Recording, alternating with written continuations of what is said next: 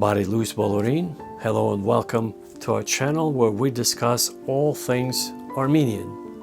Feel free to look around and watch our other video content to get acquainted with our philosophy, with our material. But to summarize what we do here, we mostly talk about faith and hypersonic drones. That's right, we talk about supercomputers, hypersonic drones, how to make Armenia the most secure country in the world, and how to revive the faith that we used to have, that the disciples of Jesus the Christ used to have, to be able to walk on water, heal the sick, cast out demons, and raise the dead. That's right, Jesus used to say in Armenian, "Ura dzer havatka?" Where is your faith? And we're going to revive that kind of a Christ-like faith. By the way, did you know that Christ was not his last name? Jesus the Christ, and the Christ being the biblical term of Greek origin, which means Christos in Greek, which means the anointed one, a person that was destined to accomplish monumental tasks for rite of passage into the spiritual world. And so we're going to discuss how we can revive our faith today. So welcome again to our channel. God bless you, and we hope to see you at the very top. And peace be upon you at all times.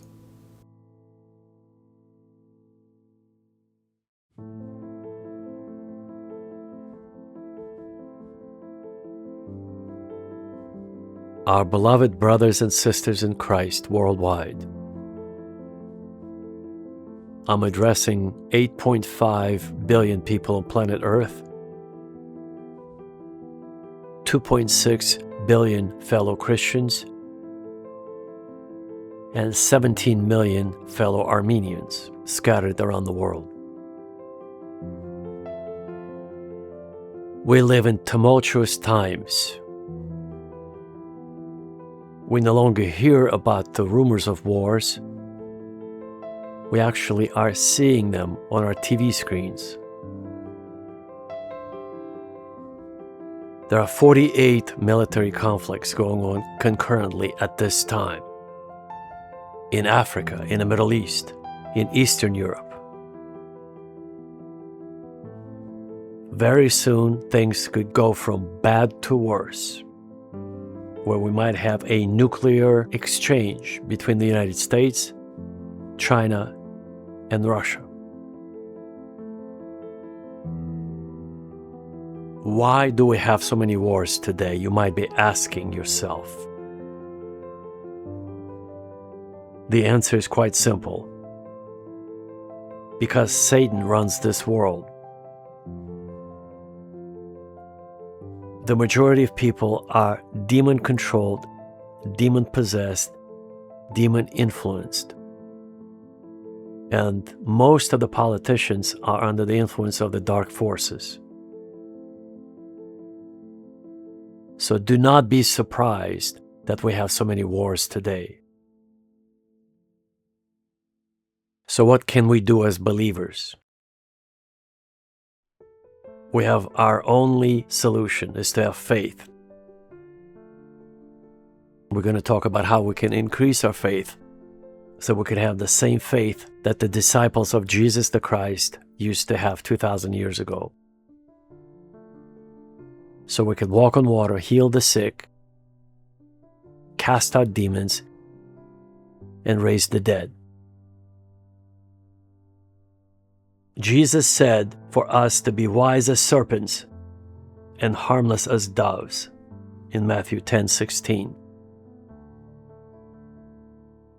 Are we being wise as serpents and harmless as doves? On the contrary, we behave like little rabbits, timid rabbits. You know, you should probably watch The Silence of the Lambs by Dr. Hannibal Lecter, because that is the portrayal of being wise as serpents. And remember the scene when he calls Agent Starling to return? That's a ploy, folks. That's a ploy. When he says, Agent Starling, come back. And then he instructs her to do certain things that you can read about in the book by Tom Harris, or you can watch the film.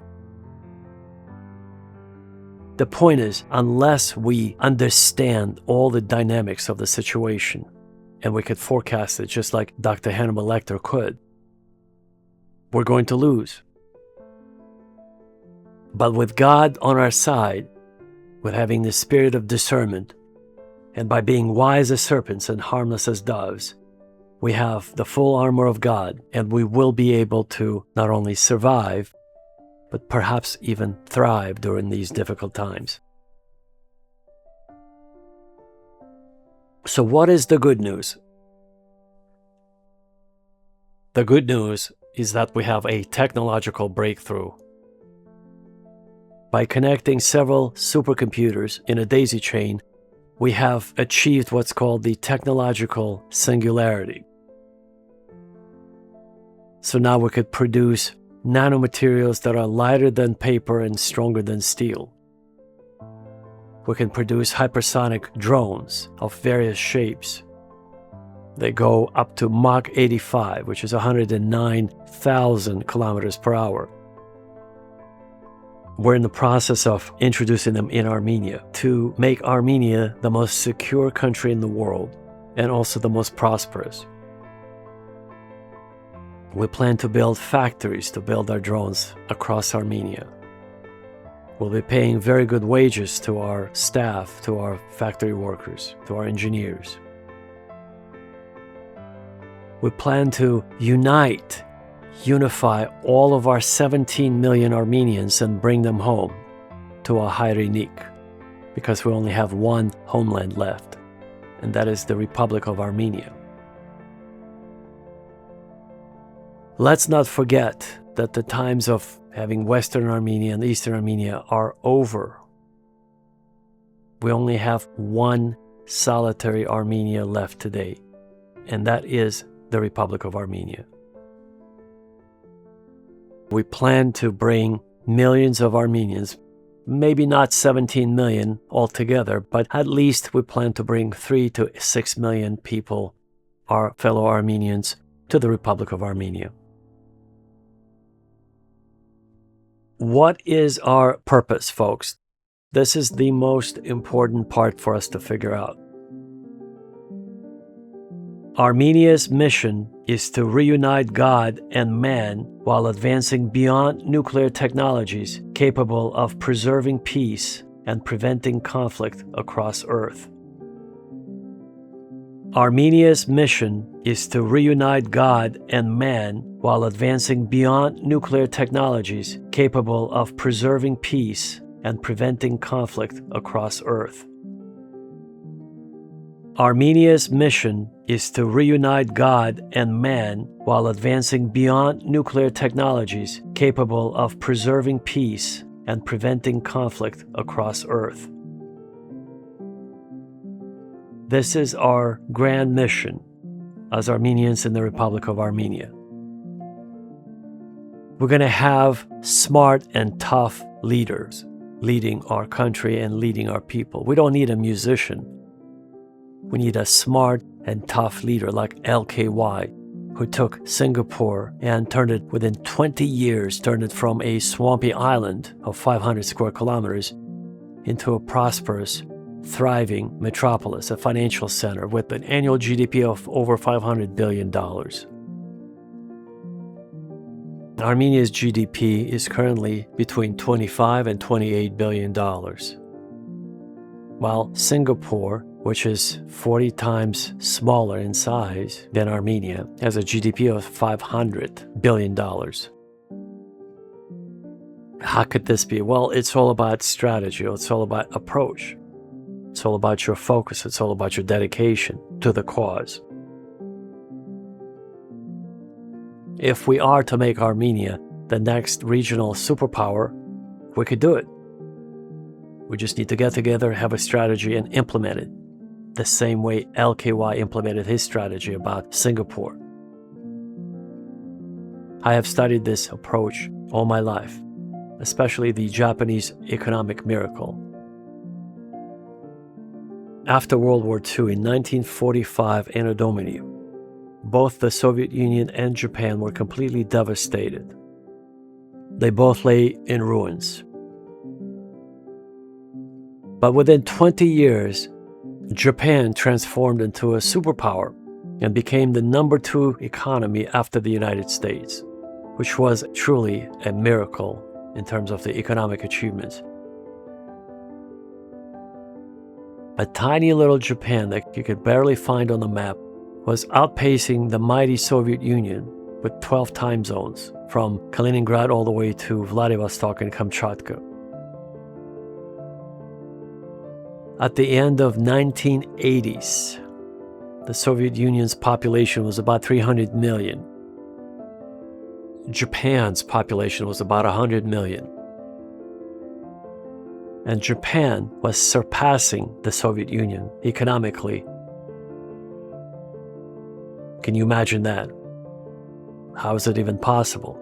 Without having any natural resources, Japan was outperforming the mighty Soviet Union with its massive, massive territory and massive population of 300 million strong.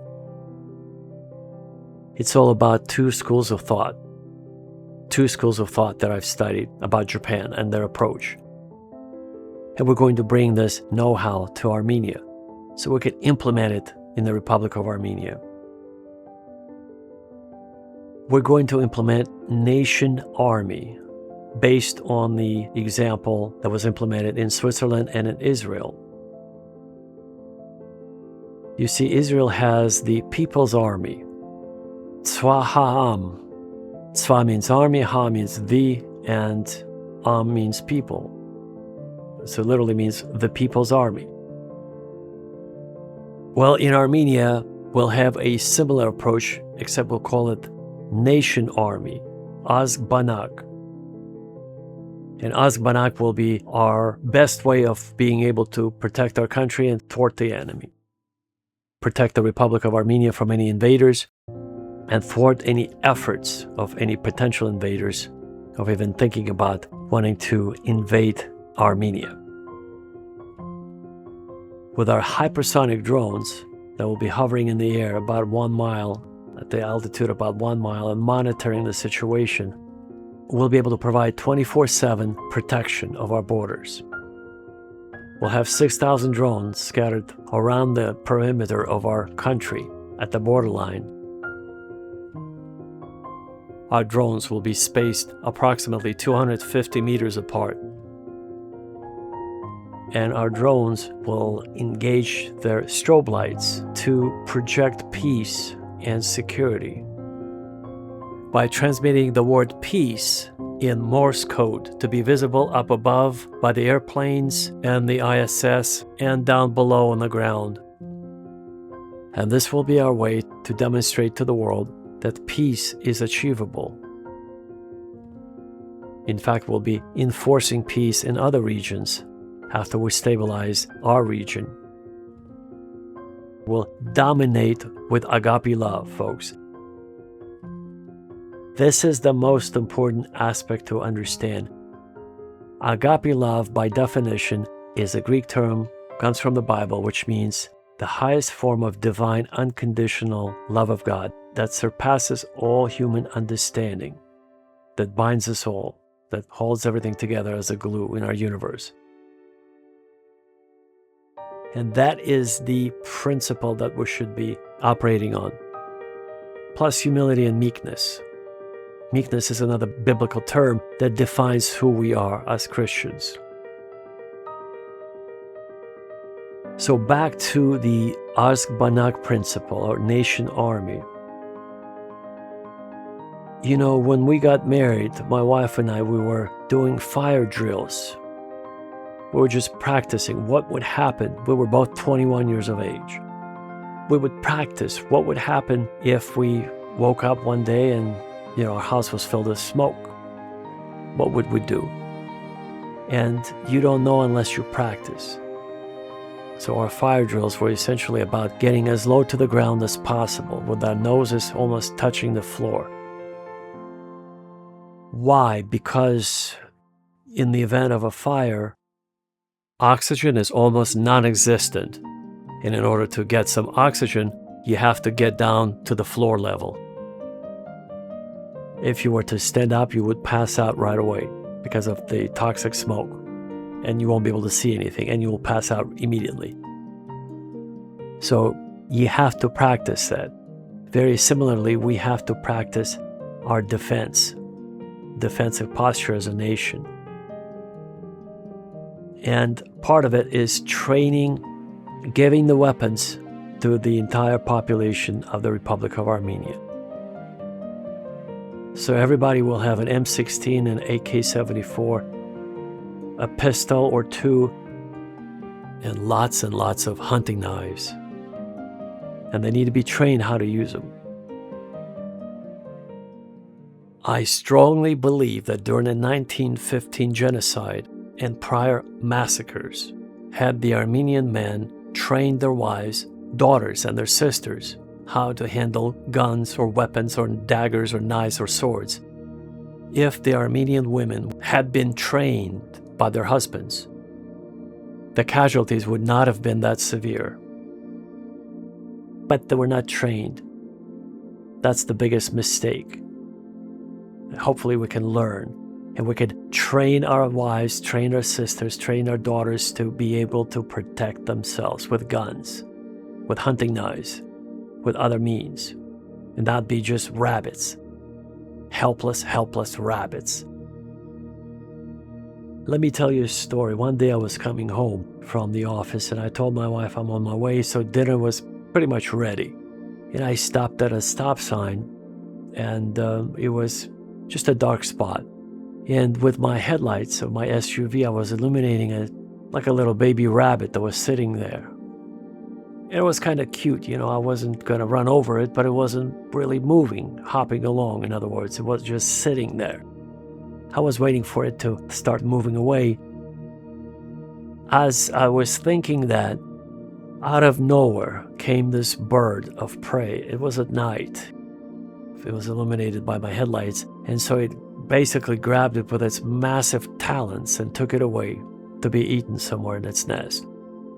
It happened so fast I could not even see what type of bird it was, but more than likely it was a barn owl, because hawks or eagles, they don't hunt at night. But owls are nocturnal, and they have very powerful talons, and they could pick up a rabbit and take it to their nest or wherever they live. That's a lesson learned, not to be like these helpless rabbits. If you see light or you see exposure, you're being exposed, you immediately have to move away from danger. And that did not happen in 1915 during the massacres and the pogroms and that happened to our people in the Ottoman Empire. If the massacres were happening in a neighboring village and you knew 20,000 people were killed, why wouldn't you pick up your bags and move? Why would you want to wait until danger came to your village and it would be too late? It was a mistake. The Germans were also cooperating with the Turks during those events. They were helping them launder the money. Deutsche Bank was implicated as well. And they were raping Armenian women. The Germans were. That's why there's so many blue-eyed Armenian people. They were the product of the German rapes. By the way, there were many more than just the 1915 massacres and genocides that happened to our people, to Armenians. So the Hamidian massacres happened in 1894 through 1896, when 300,000 Armenians were killed. The Adana massacres happened in 1909, where 30,000 Armenians were killed in Adana and Cilicia. And of course, the Armenian genocide started in 1915 on April the 24th, and it ended in 1923, during which 1.5 to 2.2 million Armenians were killed by the Turks.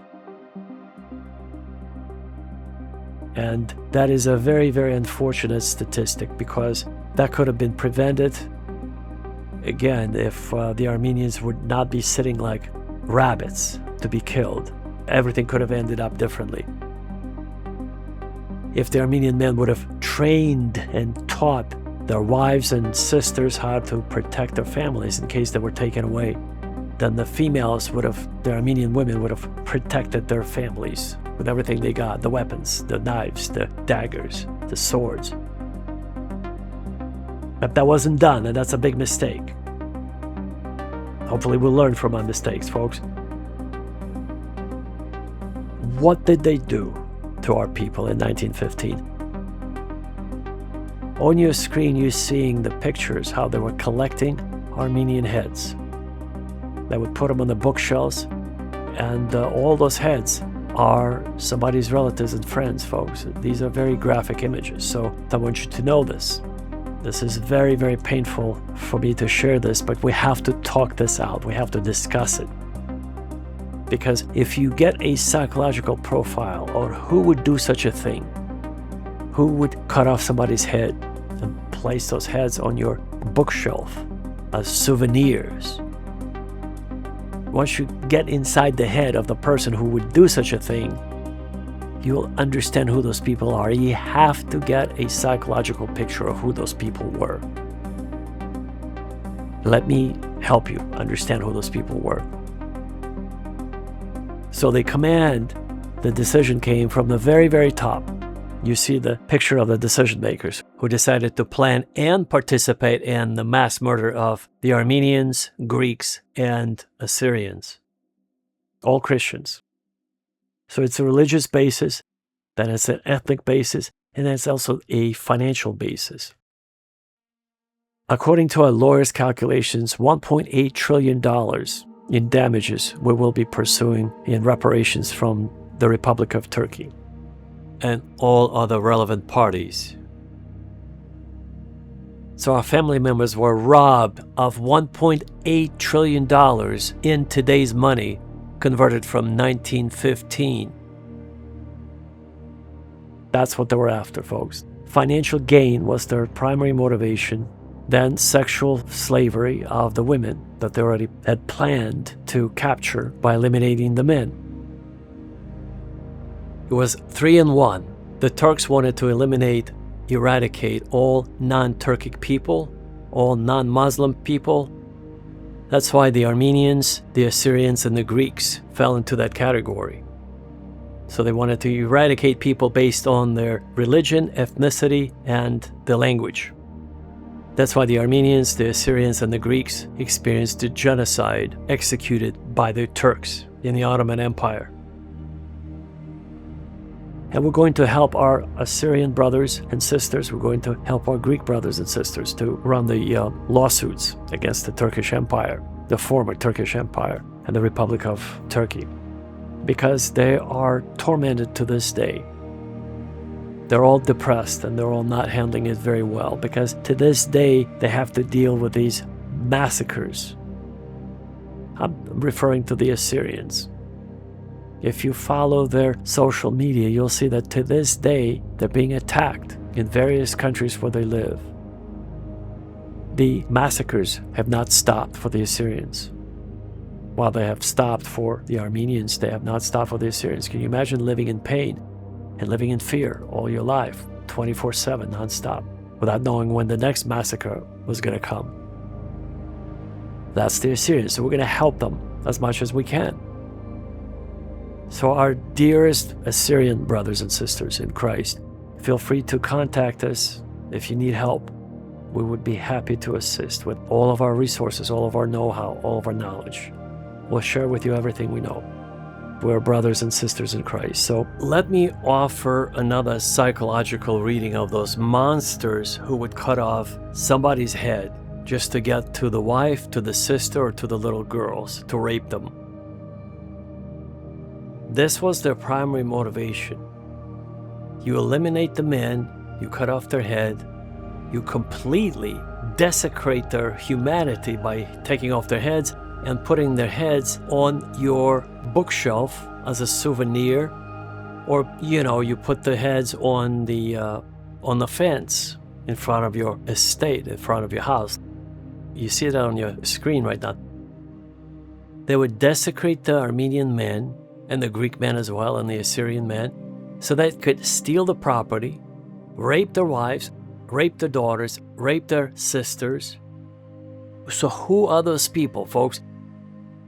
Let me just tell you, I was raised in such a way, if there's a problem, you look within, you analyze what you've done wrong to put yourself in a situation like that. And so here's my question I'm posing to all of the Armenians out there. Was it worth the apricot trees? Was it worth having those wonderful fertile lands? Or is it better to move, pack your bags and move 1,000,000 miles away to a different planet if you have to? That part I don't understand. But you don't risk your family or your own life to be living amongst those animals or those barbaric, the Turks or the Azerbaijanis, whoever they are, it doesn't matter, whatever the label you put on it. If that's the law of the land, they will come after you just to steal your property and rape your women. You have to move. If their neighboring village, they killed 20,000 Armenians, what more evidence do you need to pack up your bags and move? Why would you want to stay there? If the neighboring village was exterminated, the heads were cut off, the women were raped, and they would never move? They would just stay there and wait until their same death will be upon them? They're going to lose their heads? Their wives and daughters and sisters would be raped by the Turks, by the Kurds, and by the Germans. That's right. The Germans were participating. That's why there's so many blue-eyed Armenians. The German reporters, the German army, soldiers, officers, bankers, the German diplomats, all of them were participating. The men were exterminated. The women were raped. If you live somewhere where it's not safe, you move. If the neighboring village was exterminated, why would you want to stay there and be killed? I don't understand this reasoning. I was, again, raised in a different way. If the Turkish people in government would demand Armenians to pay higher taxes because they were Christian, that's already reason enough to move 1,000,000 miles away. What I don't understand is how these silly Armenian men that survive, you can watch them on YouTube, they so proudly sing those Turkish songs. And they say, that's the only songs they grew up with. That is just, I'm speechless. And the Turks came in, they beheaded your fathers, your grandparents, your relatives. And you proudly sing their songs? Why would you want to dance to those Azerbaijani songs? Azerbaijani melody, Azerbaijani anything. Or Turkish melody, Turkish songs, Turkish anything. You having an Armenian name, you being an Armenian, you say you're Armenian, you sing Turkish songs after they've done this to your people? This is where I'm having serious problems comprehending the logic behind those people. Supposedly promoting the Turkish culture because they grew up in Turkey or they grew up in the Ottoman Empire. Just ask a person that's very smart, should you be singing in Turkish or should you be dancing the Turkish dances with your, like those hands moving in this sort of a Azerbaijani way above your head? I don't think you should be singing in Turkish. I don't think you should be dancing the Azerbaijani dances. I don't think you should be doing anything Azerbaijani or Turkish. If you're Armenian, speak Armenian. Sing Armenian songs. If you don't know any, just whatever. Don't utter those Turkish words. Because the Turks came and they cut off your relatives' heads. They raped the women and they killed them too afterwards. 1.5 to 2.2 million Armenians were brutally killed in the most violent, diabolical, vicious, satanic way. And you're going to be singing Turkish songs after that? Somebody should tell them not to sing in Turkish on YouTube if they're Armenian. Even for folkloric treasure reasons, like they're preserving the Turkish culture. And that should be done if you're of Turkish descent. If you were born and raised in Turkey and your parents were not Armenian. Yeah, you could do that, sure, that's safe. But if you're an Armenian and your family was exterminated just a few years ago, a few decades ago, why would you want to be singing Turkish songs? At this time, I would like, if I may, to take this opportunity to express my particular gratitude to all Armenians who have contributed to the well-being of the people of the Republic of Armenia over the past 35 years.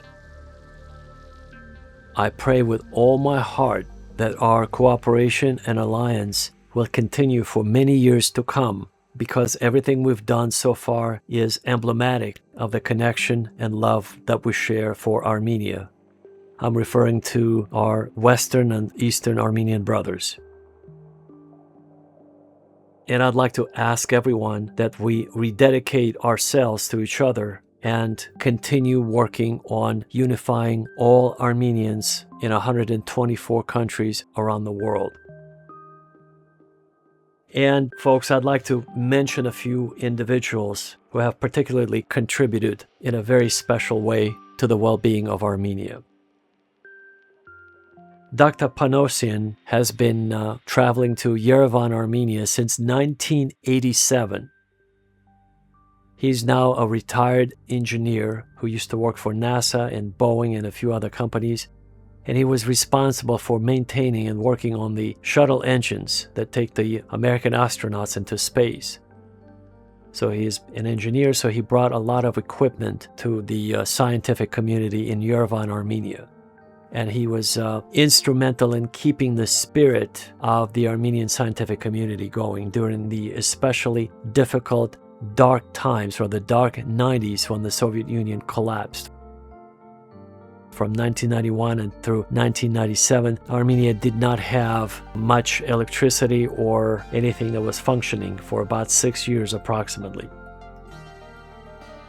Because of Dr. Panosian's contribution, they were able to essentially continue their scientific work.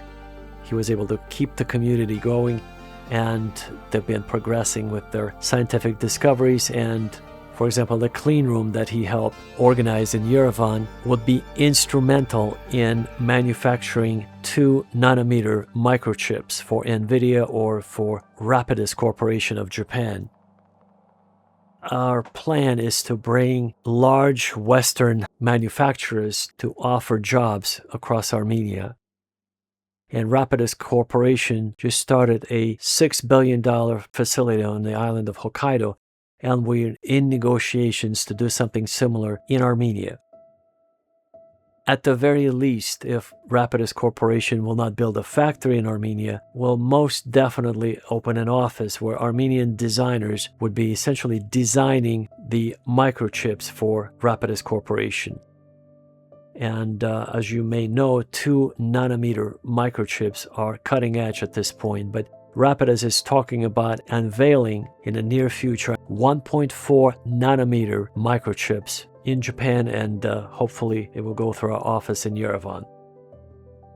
So this is a monumental achievement thanks to Dr. Panosian's incredible efforts. Dr. Panosian, I'm eternally grateful to you. Anshapsh Dorakalim for all of your efforts and everything you've done for the Armenian people and the Armenian scientific community since you started traveling to Armenia. The second individual I'd like to highlight is Andrei Gumudjan. Andrei is originally from Belgium, and so his native language is French.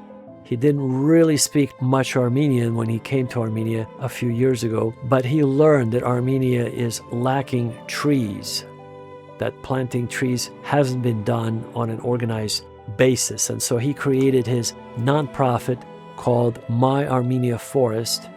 You could check him out on myarmeniaforest.com. He has a YouTube page and other social media presence.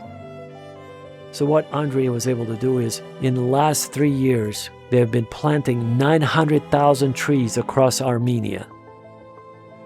Folks, that's 900,000 trees every year since he opened his organization just a few years ago. And his plan to be planting over 1 million trees starting next year. That's right, over 1 million trees will be planted by his team, by his organization, starting next year. Now, he's an incredible entrepreneur and philanthropist, and we need more people like Andrei. So, Andrei, I'm eternally grateful for everything you've done for Armenia. God bless you, and may the angels of God be with you with everything you do. And the third person that I'd like to mention is a legendary Armenian entrepreneur, Sam Simonian, who is responsible for starting a chain of scientific centers for Armenian youth, the Tumor Center.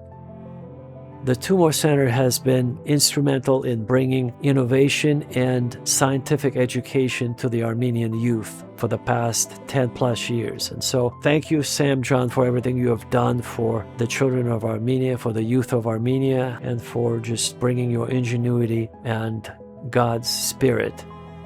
God bless you, and we hope to see you do more for Armenia and for the world. The next person I'd like to mention is Dr. Zorian. Now, Dr. Zorian is such an incredibly kind individual that has done so much for Armenia I cannot even begin to mention, but if you know anything about him, he runs one of the largest corporate computer microchip manufacturers and designers, Synopsys Corporation. He has the Yerevan office, and he is just an incredibly positive and kind individual who has done so much for Armenia, who has introduced so many key business players from the West to open their offices and to have a large presence in Armenia that it's even impossible to mention. You know, from high tech to doctors and lawyers and other professionals that he has brought to Armenia is just incredible.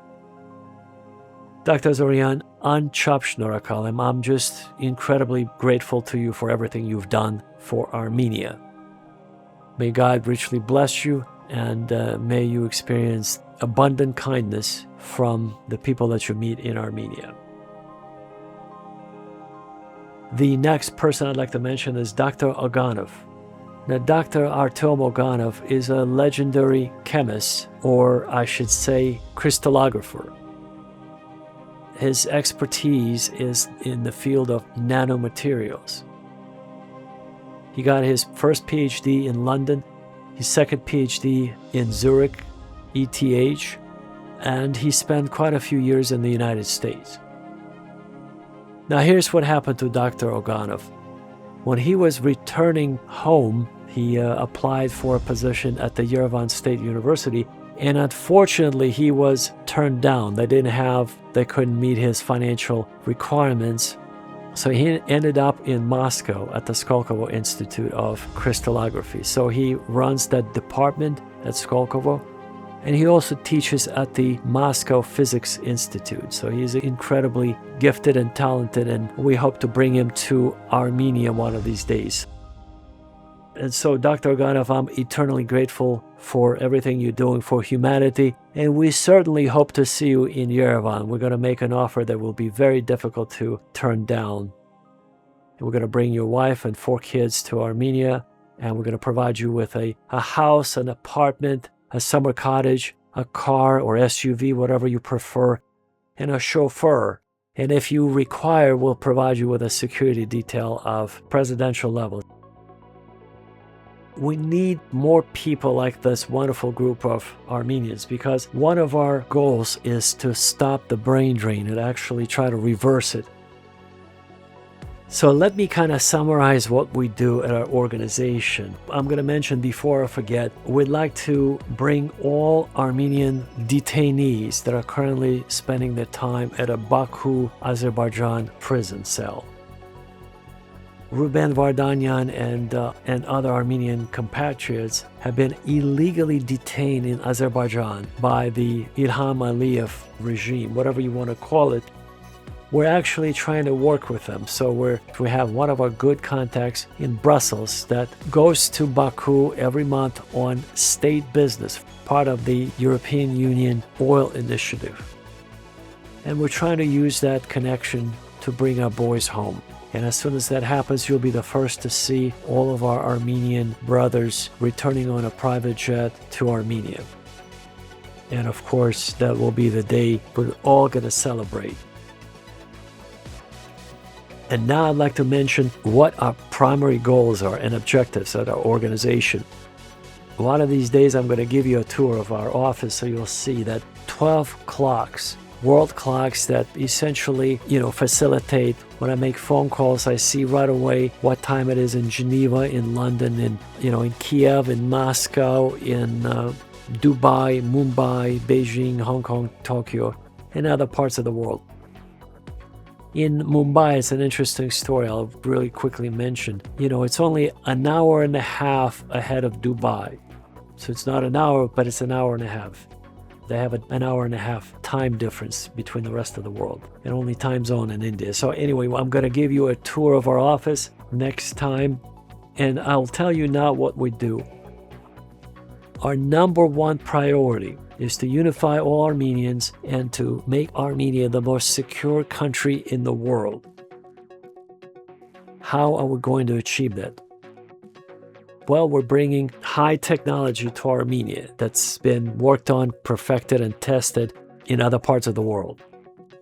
For example, we're bringing our Aragats RH-225 hypersonic drones to Armenia that will be patrolling the Armenian borders to make sure that the situation will be monitored 24/7. They'll be hovering at approximately at the altitude of about 1 mile. They can see in any weather. They have very sophisticated cameras, LiDAR cameras, onboard navigation system that will avoid any collision. And because they were made out of sophisticated nanomaterials, they're impenetrable, they're indestructible, they're fireproof, bulletproof, grenade-proof, missile-proof. And so they're equipped with EMP and psychotronic weapons on board, so they could detain a crowd, control a crowd, and most importantly, our drones could essentially disable a power grid in any country, and we have already tested that. So let's say we have an invader that wants to test their luck. We're going to send out our drones, and we're going to disable that country's power grid. They will have no electricity in that country. So we have extremely advanced technology that is approximately 300 years ahead of our current most advanced technology that you've ever heard of. These are our RH-225 drones that we call them Aragats 225 for the Armenian application. RH stands for Reconnaissance Hypersonic Drones. 225 means that's the payload capacity. These are our smallest drones that we're bringing to Armenia. They're called the super compact size. 225 stands for the useful payload capacity. They can handle up to 225 pounds, which is about 102 kilograms. Their empty weight is about 54 pounds, which is about 22 kilograms. And the size of this super compact drone is 27 inches, which is about 69 centimeters. And the top speed that it can reach is Mach 85, which is approximately 106 or 109,000 kilometers per hour. So we were able to achieve this remarkable technology with the help of our supercomputers that we've connected in a certain daisy chain pattern.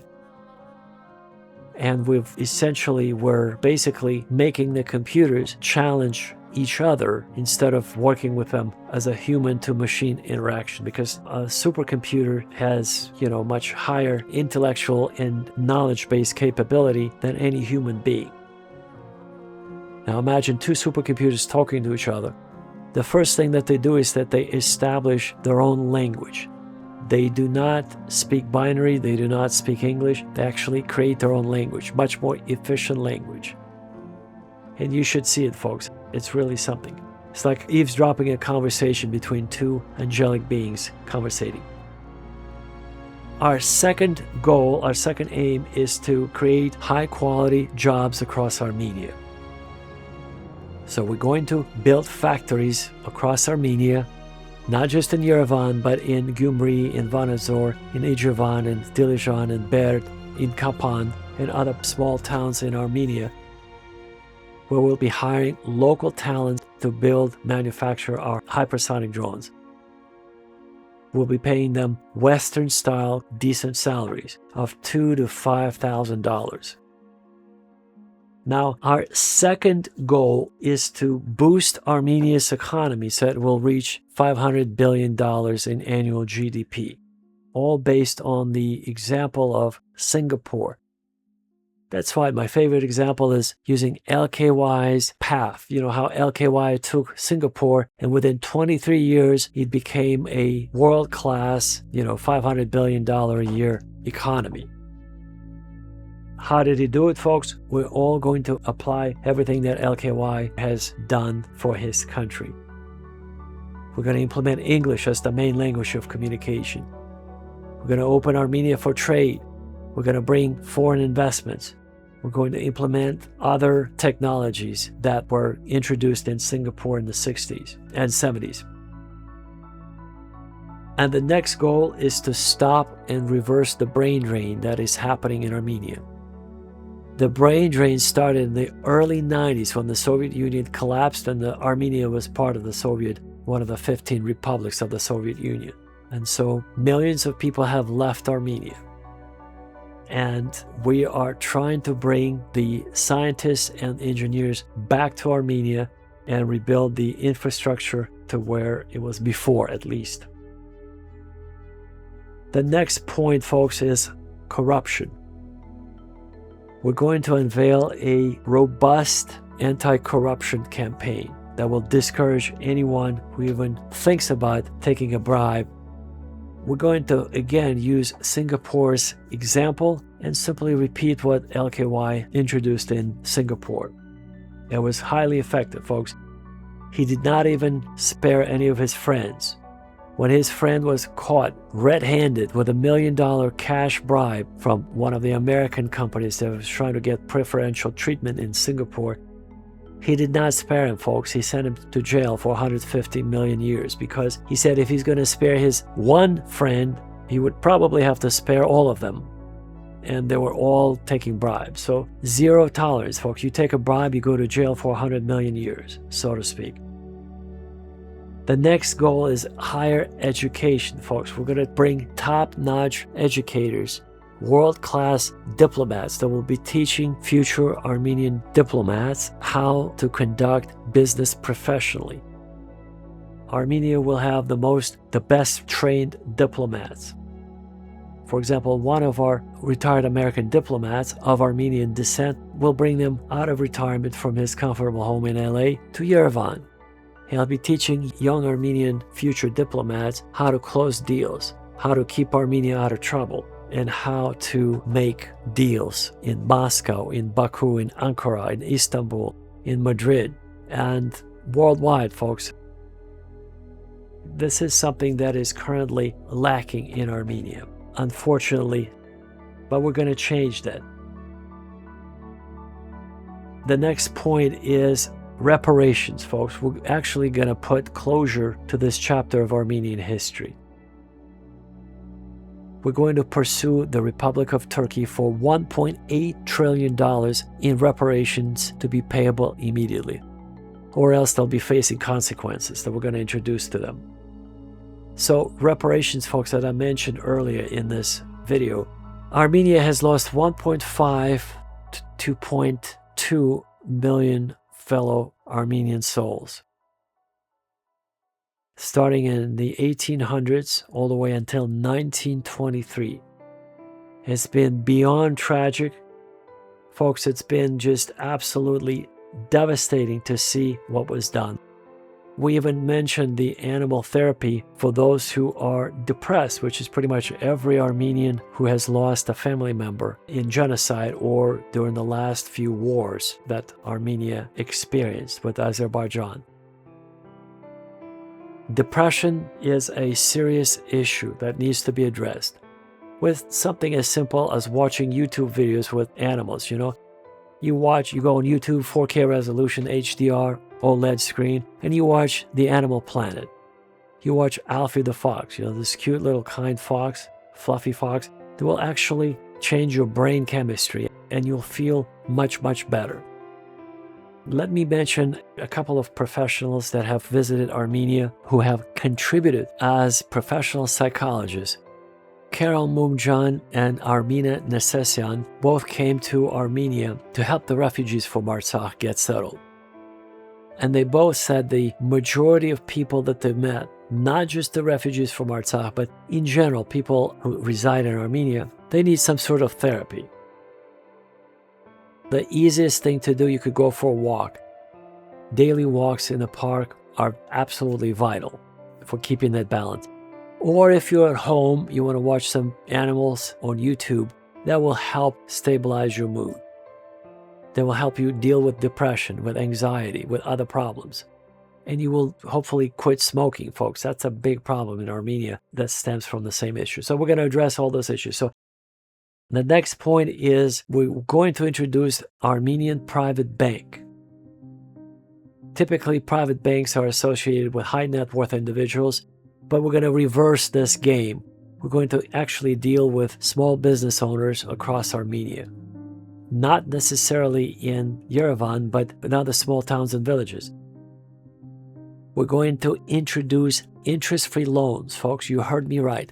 Interest-free loans for all Armenian business people who need a loan. And this is going to be revolutionary for Armenia. It's never been done before. Just to give you an idea, why interest-free loans? Because in all Islamic countries, riba-free loans or interest-free loans is the normal way of doing business. This is something that many so-called Christian Armenians don't know, or Christians in general in the West don't know. You know, they're so used to paying 5%, 15%, or even 30% on their loans. It's usury, folks, it's financial slavery. And how so-called Christian bankers are able to sleep at night, I don't know. Because if in all Islamic countries they don't charge interest, and in the Christian world, in the Hebrew, Jewish bankers are charging, Christian bankers are charging interest, I do not understand, folks, how that is even possible. That should not be happening, and that's why we're going to change that by introducing interest-free loans through our bank that we're going to get licensed in the Republic of Armenia very soon. And you'll see our phone number, feel free to call us, let us know what you do. Yes, folks, we're going to do a lot for Armenia. We're going to unify, bring 17 million Armenians on our platform, and at least bring 3 to 6 million Armenians to the Republic of Armenia.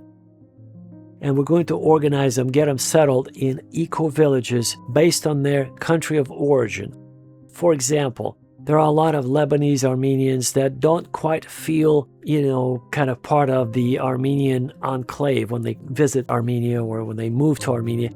It's not the same mentality, not the same culture, They're not used to that Soviet mentality, Soviet way of doing business, Soviet way of thinking, Soviet way of walking, Soviet way of dressing. It's a different planet, folks. For Lebanese, for Canadian Americans, for Armenians from the United States, it's a different planet. So we're going to build eco-villages based on their country of origins. For example, we're going to build, a community, an eco-village for Lebanese Armenians. You can call it, Mesrop Mashtots, for example, eco-village. We're going to build another eco-village, for example, Noah's Ark eco-village that we're building right now for American Armenians, where, they're used to speaking English more so than anything else. And so it's going to be for the lifestyle for, the people who were born and raised in North America. And then we're going to have an eco-village for French Armenians, for Spanish Armenians, for Russian Armenians. People in Russia, Armenians in Russia, they speak mostly Russian, if you haven't noticed. And so when they come to Armenia, everything is also different from them. So we're going to accommodate and create these eco-villages that would feel most productive in. And this is the only way to be able to accommodate millions and millions of Armenians moving to Armenia from other countries. Folks, there is no other way. You can't just dump them in one bucket and expect them to perform or stay in Armenia. It's just not possible. Ain't gonna happen, folks. This is why we're gonna have this different approach. What else we're going to do? We're going to bring Western tourists from the English-speaking countries, from the United States, from Canada, from all other English-speaking countries as pilgrims. That's right. We're going to have religious tourism go through its awakening stage, folks. I'm going to come back to awakening here in just a minute. We're going to talk about the noetic light, agape love, and we're going to talk about money as an illusion, and we're going to talk about how we never die. We're going to talk about praying every hour on the hour for the well-being and peace of all human beings on the face of the earth. And whenever you see an ambulance, please pray for those who are being taken care of by the paramedics. When you pray for someone, the angels of God are being dispatched to assist that very person. If you have faith, it actually works. So if you see an ambulance, pray for that individual who is in distress, who needs help, who needs our prayers. Please do so every time you see an ambulance, and you will be rewarded 100-fold in this life and in the afterlife as well. So let's discuss our bunkers. We're building a city under Yerevan at the depth of 235 meters that will accommodate up to 144,000 faithful. So our goal, folks, is to unite all our 17 million Armenians, 2.6 billion Christians, our fellow Christian brothers and sisters, and also we're going to send our message out into the world of 8.5 billion human beings on planet Earth. And if we can even save a single soul attracted to the gospel of Jesus the Christ, we're doing our job. But we're doing it slightly differently, folks. We're going through an awakening, like the Satori experience that you saw at the beginning of our video. Satori is a Japanese concept of an instant awakening, and that is precisely what we're going to be introducing to our audience. We're going to be introducing to our Christian brothers and sisters, to spiritual seekers, to Muslims, to those who recite Hare Krishna mantras every day, those who read Bhagavad Gita, the Book of the Dead, to any spiritual seeker out there who wants to learn how to walk on water, heal the sick, cast out demons, and raise the dead. That's right, folks. I'm going to bring up on the screen the passage from the Bible where Jesus said, the same things that I have done, you will do also, even greater things. He said even greater things we should be able to do. But can you walk on water? Can you heal the sick? Can you cast out demons? Can you raise the dead? If you can't, the answer to that is, well, why not? Can you answer the question first, folks? The answer to that is very simple. You haven't seen the methodology, and this is precisely what we're going to show you. This is why I purchased a special GoPro camera and attached my GoPro camera to my forehead so you can see it from my vantage point. Wherever I'm seeing, you're seeing it on your screens right now. It's an ancient 3,000-year-old agape meditation. Yes, folks, the Sermon on the Mount is approximately 3,500 years old. Jesus' words they come from other masters, such as Zoroaster. So approximately 1,500 years before Christ, or maybe 1,000 years before Christ, when Zoroaster was on this planet, he was speaking the same language of kindness and agape love. Just in a different language, using slightly different words, but the message is the same. The core message is exactly the same. By the way, he's initiated the term dev. Dev is the Armenian word for demon, and it's actually dev in other 40 languages. It has the same meaning. But diva in Sanskrit, dev meaning demon, he reclassified thousands of gods into being, one creator and thousands of demons.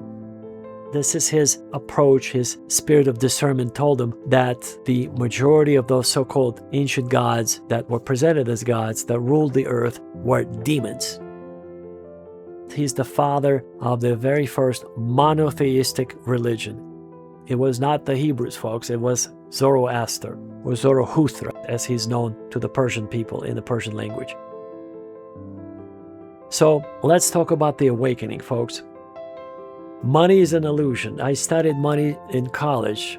That was my major, economics. And as a freshman in college, I was 17 years old. I visited 12 central banks, folks, 12 branches. So I know inside out the operation, how they make money, folks. They don't print money physically. They actually do it digitally using mainframe computers. In the United States, for example, they started this in the 1960s. But they've officially detethered the US dollar from all precious metals in 1971 on August the 15th, which was a Sunday, when President Richard Nixon read that little declaration, little piece of paper that he said, we're going to protect the US dollar against the speculators, foreign traders. All that meant was the US dollar was no longer, the country defaulted on its debts. It was just a nice way of putting it. So on Monday, the following day, which was the 16th of August of 1971, the US dollar was no longer supported or tethered or backed by any precious metals such as gold or silver, and it became what is known as fiat currency. Fiat, folks, is a Latin term, and when translated into English simply means taken by faith. Literally, that's what it means. So if you believe in the dollar, that it has some value, then it has some value. If you don't, it's just a piece of paper. And the US dollar has been losing its value tremendously over the past 10 years. Let's focus on tourism, folks. We're going to bring Western tourists to Armenia so that they'll help us promote Armenia and put it on a global map.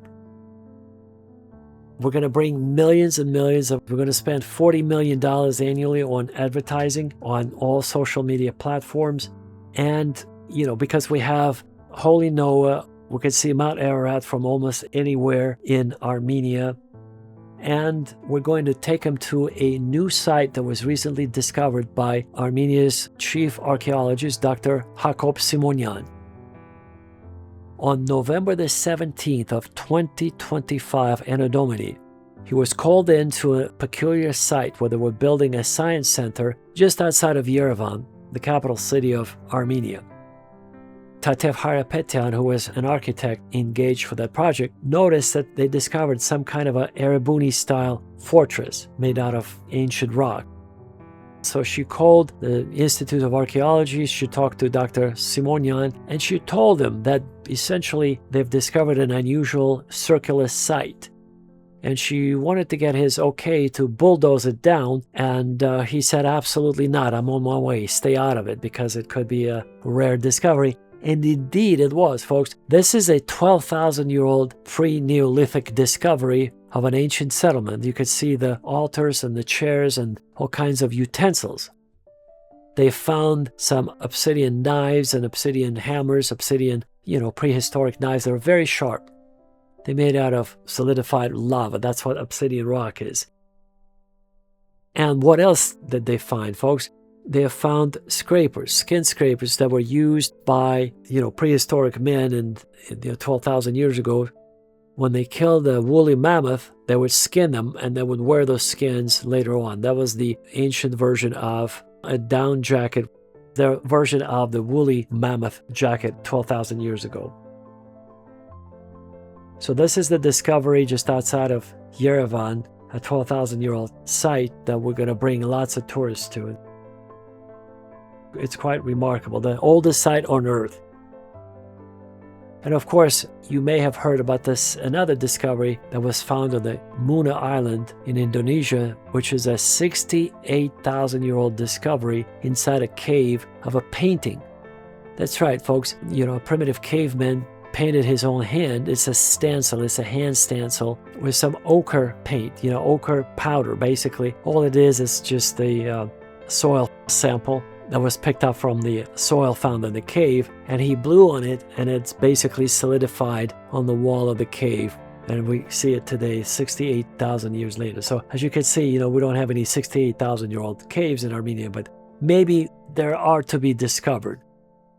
At least we have a 12,000-year-old site where we could bring all of our tourists to.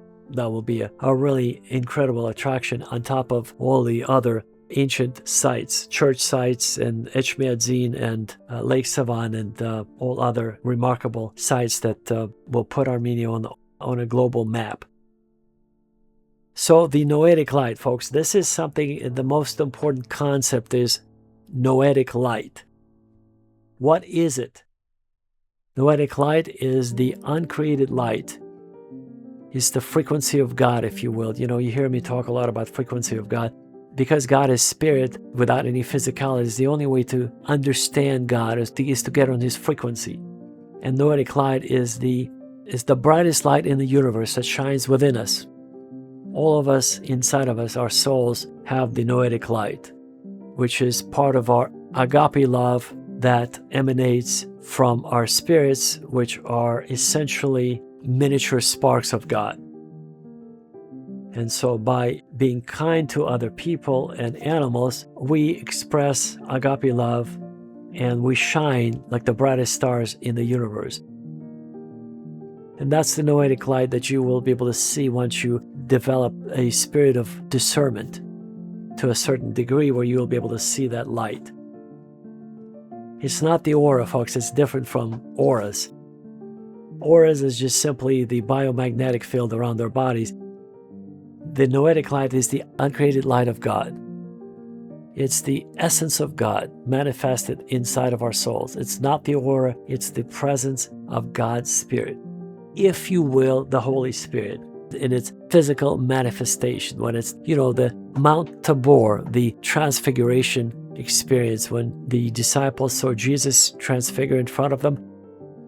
That was noetic light, folks. This is the uncreated light of God. And all of us, we have that capacity. We're going to teach you how to reach that point through agape meditation that is 3,000 years old. So what you do if you live in a city, you go to a city park. As you can see on your screen, you put your left hand on the tree without anybody being around you. You cannot have any people or animals or cars. You have to be by yourself in a secluded environment, or else it's not going to work. You have to turn off your phones, your gadgets, none of that, folks, none. You cannot bring the phones with you. You have to be just you and Mother Nature. You put your left hand on the tree and you just focus on the tree. It's alive and it communicates to you. You just have to tune into its frequency. Spend about half an hour every day, and then you'll be able to understand its language. And then once you get to that phase, with your right hand, as you begin to kind of move around, your right hand will create wind gusts up to 30 miles an hour. And that will be your confirmation that you have arrived, that Mother Nature cooperates with you. So as you put your hand down, the wind will dissipate. As you move your hand up in that sort of a swirling motion, you'll see that the winds will pick up again. You put your hand down, the winds will die down.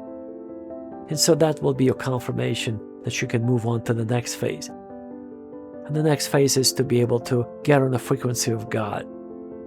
And that will teach you how to do that. This is your way, your introduction, how Jesus turned water into wine, how he walked on water, how he healed the sick, cast out demons, how he raised the dead. All of that you will be able to learn if you have the desire to do so. We're not going to twist your arm, only if you wish to learn how it's done.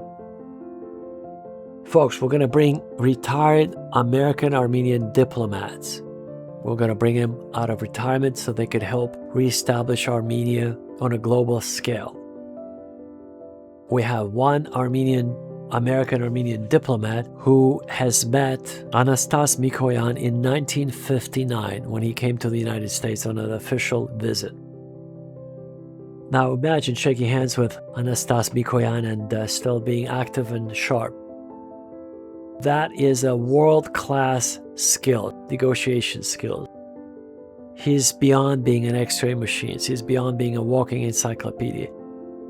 He is so wise, he's so sharp, he's like, remember I mentioned at the beginning of our video, he's just like Dr. Hannibal Lecter in terms of his X-ray skills, his ability to predict the future, his ability to be as wise as serpents, as harmless as doves. This is what Jesus Christ told us to be. We must be as wise as serpents and as harmless as doves. And most of us, unfortunately, are not on that level yet.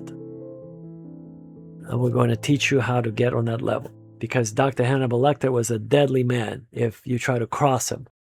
And that's the type of reputation we should have in the world. So people will be afraid to cross us, but they will know that we're very kind and God-loving people.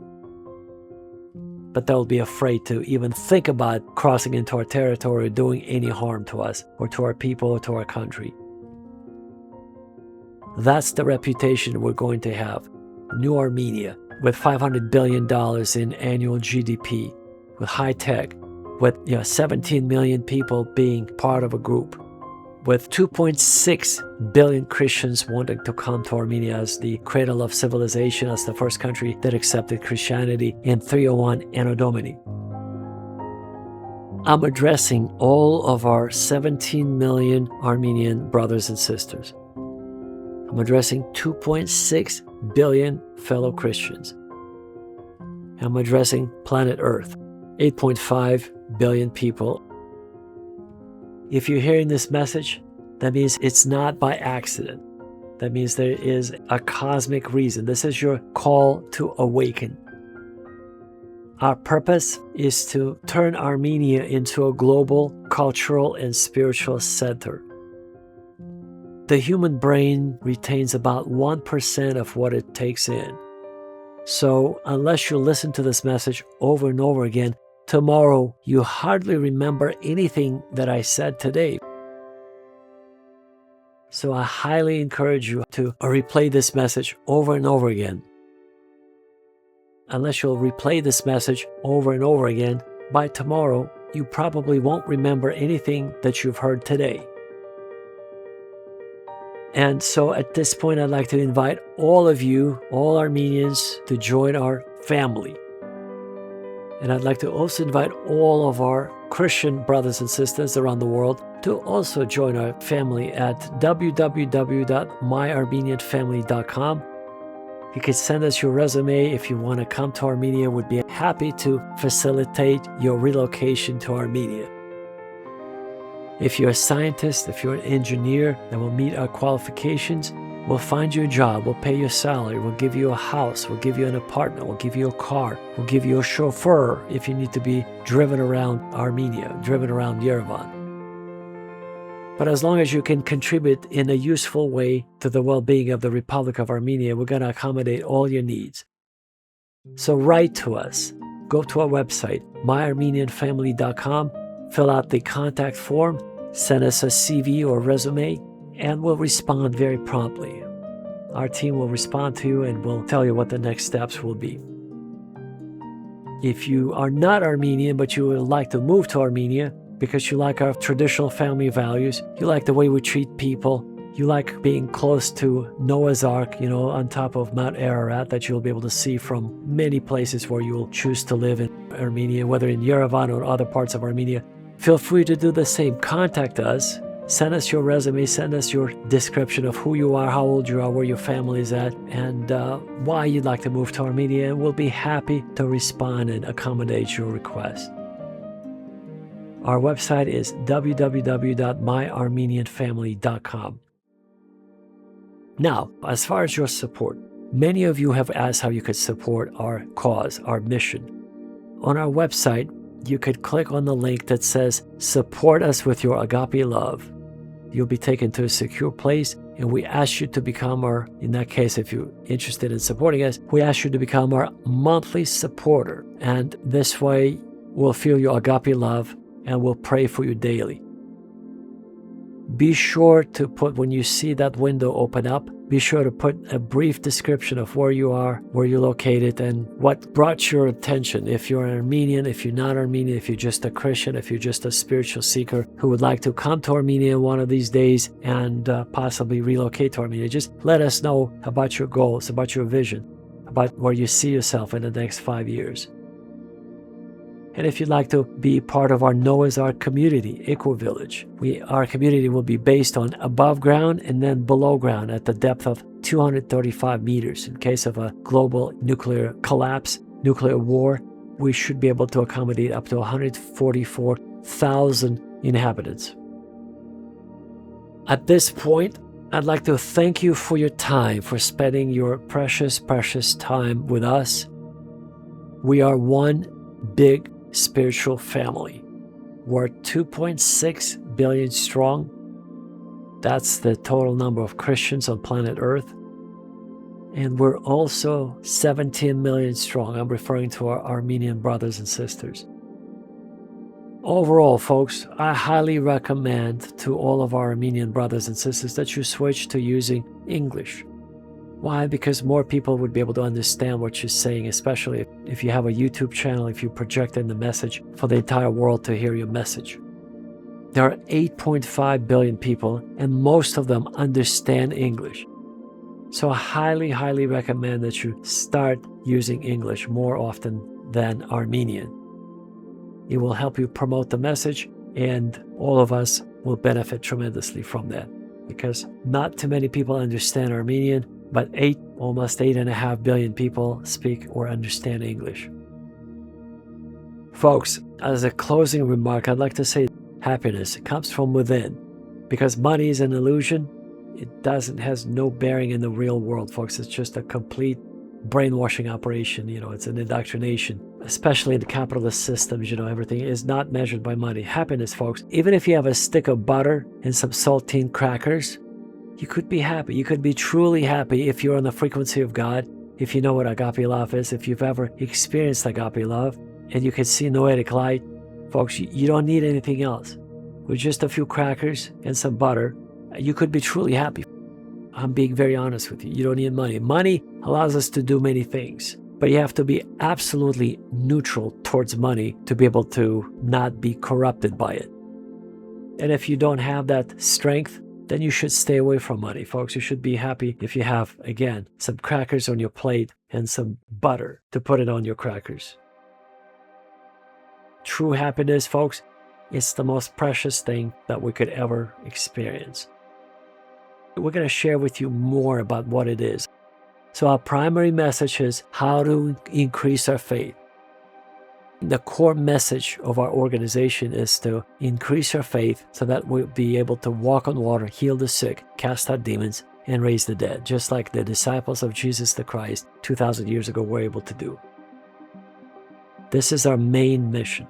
In order to achieve that, we need to learn the methodology. We need to learn the agape meditation that's about 3,000 years old. And that's what we'll be sharing with you. So we'll be one big family, helping each other and building a new society that will be corruption-free, super educated. The economy will be in tip-top shape.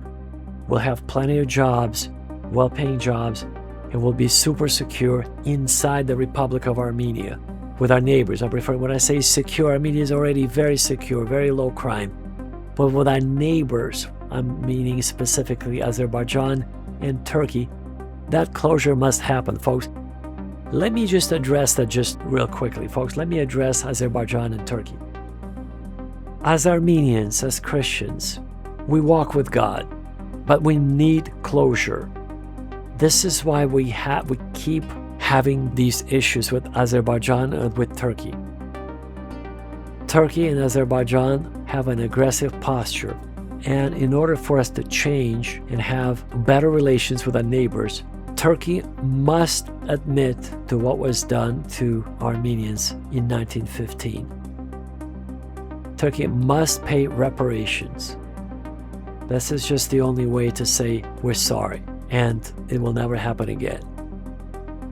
Otherwise, Erdogan, what are you going to do when your physical heart will stop beating? You know you're going to meet the Maker one of these days, very soon. Your life was spared a few years ago during an attempted coup d'etat. What have you learned, Erdogan? So why don't you step up to the plate, be a man, and announce to the world that Turkey officially recognizes Armenian genocide. You apologize, you repent of it, and we're going to build a new relationship between Armenia and Turkey. That's the way it should be done, because, when your heart will stop beating, it will be too late, Erdogan, to do anything. It will be too late.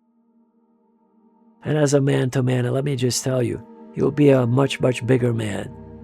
Don't listen to what the demons are whispering into your ears. Just do the right thing.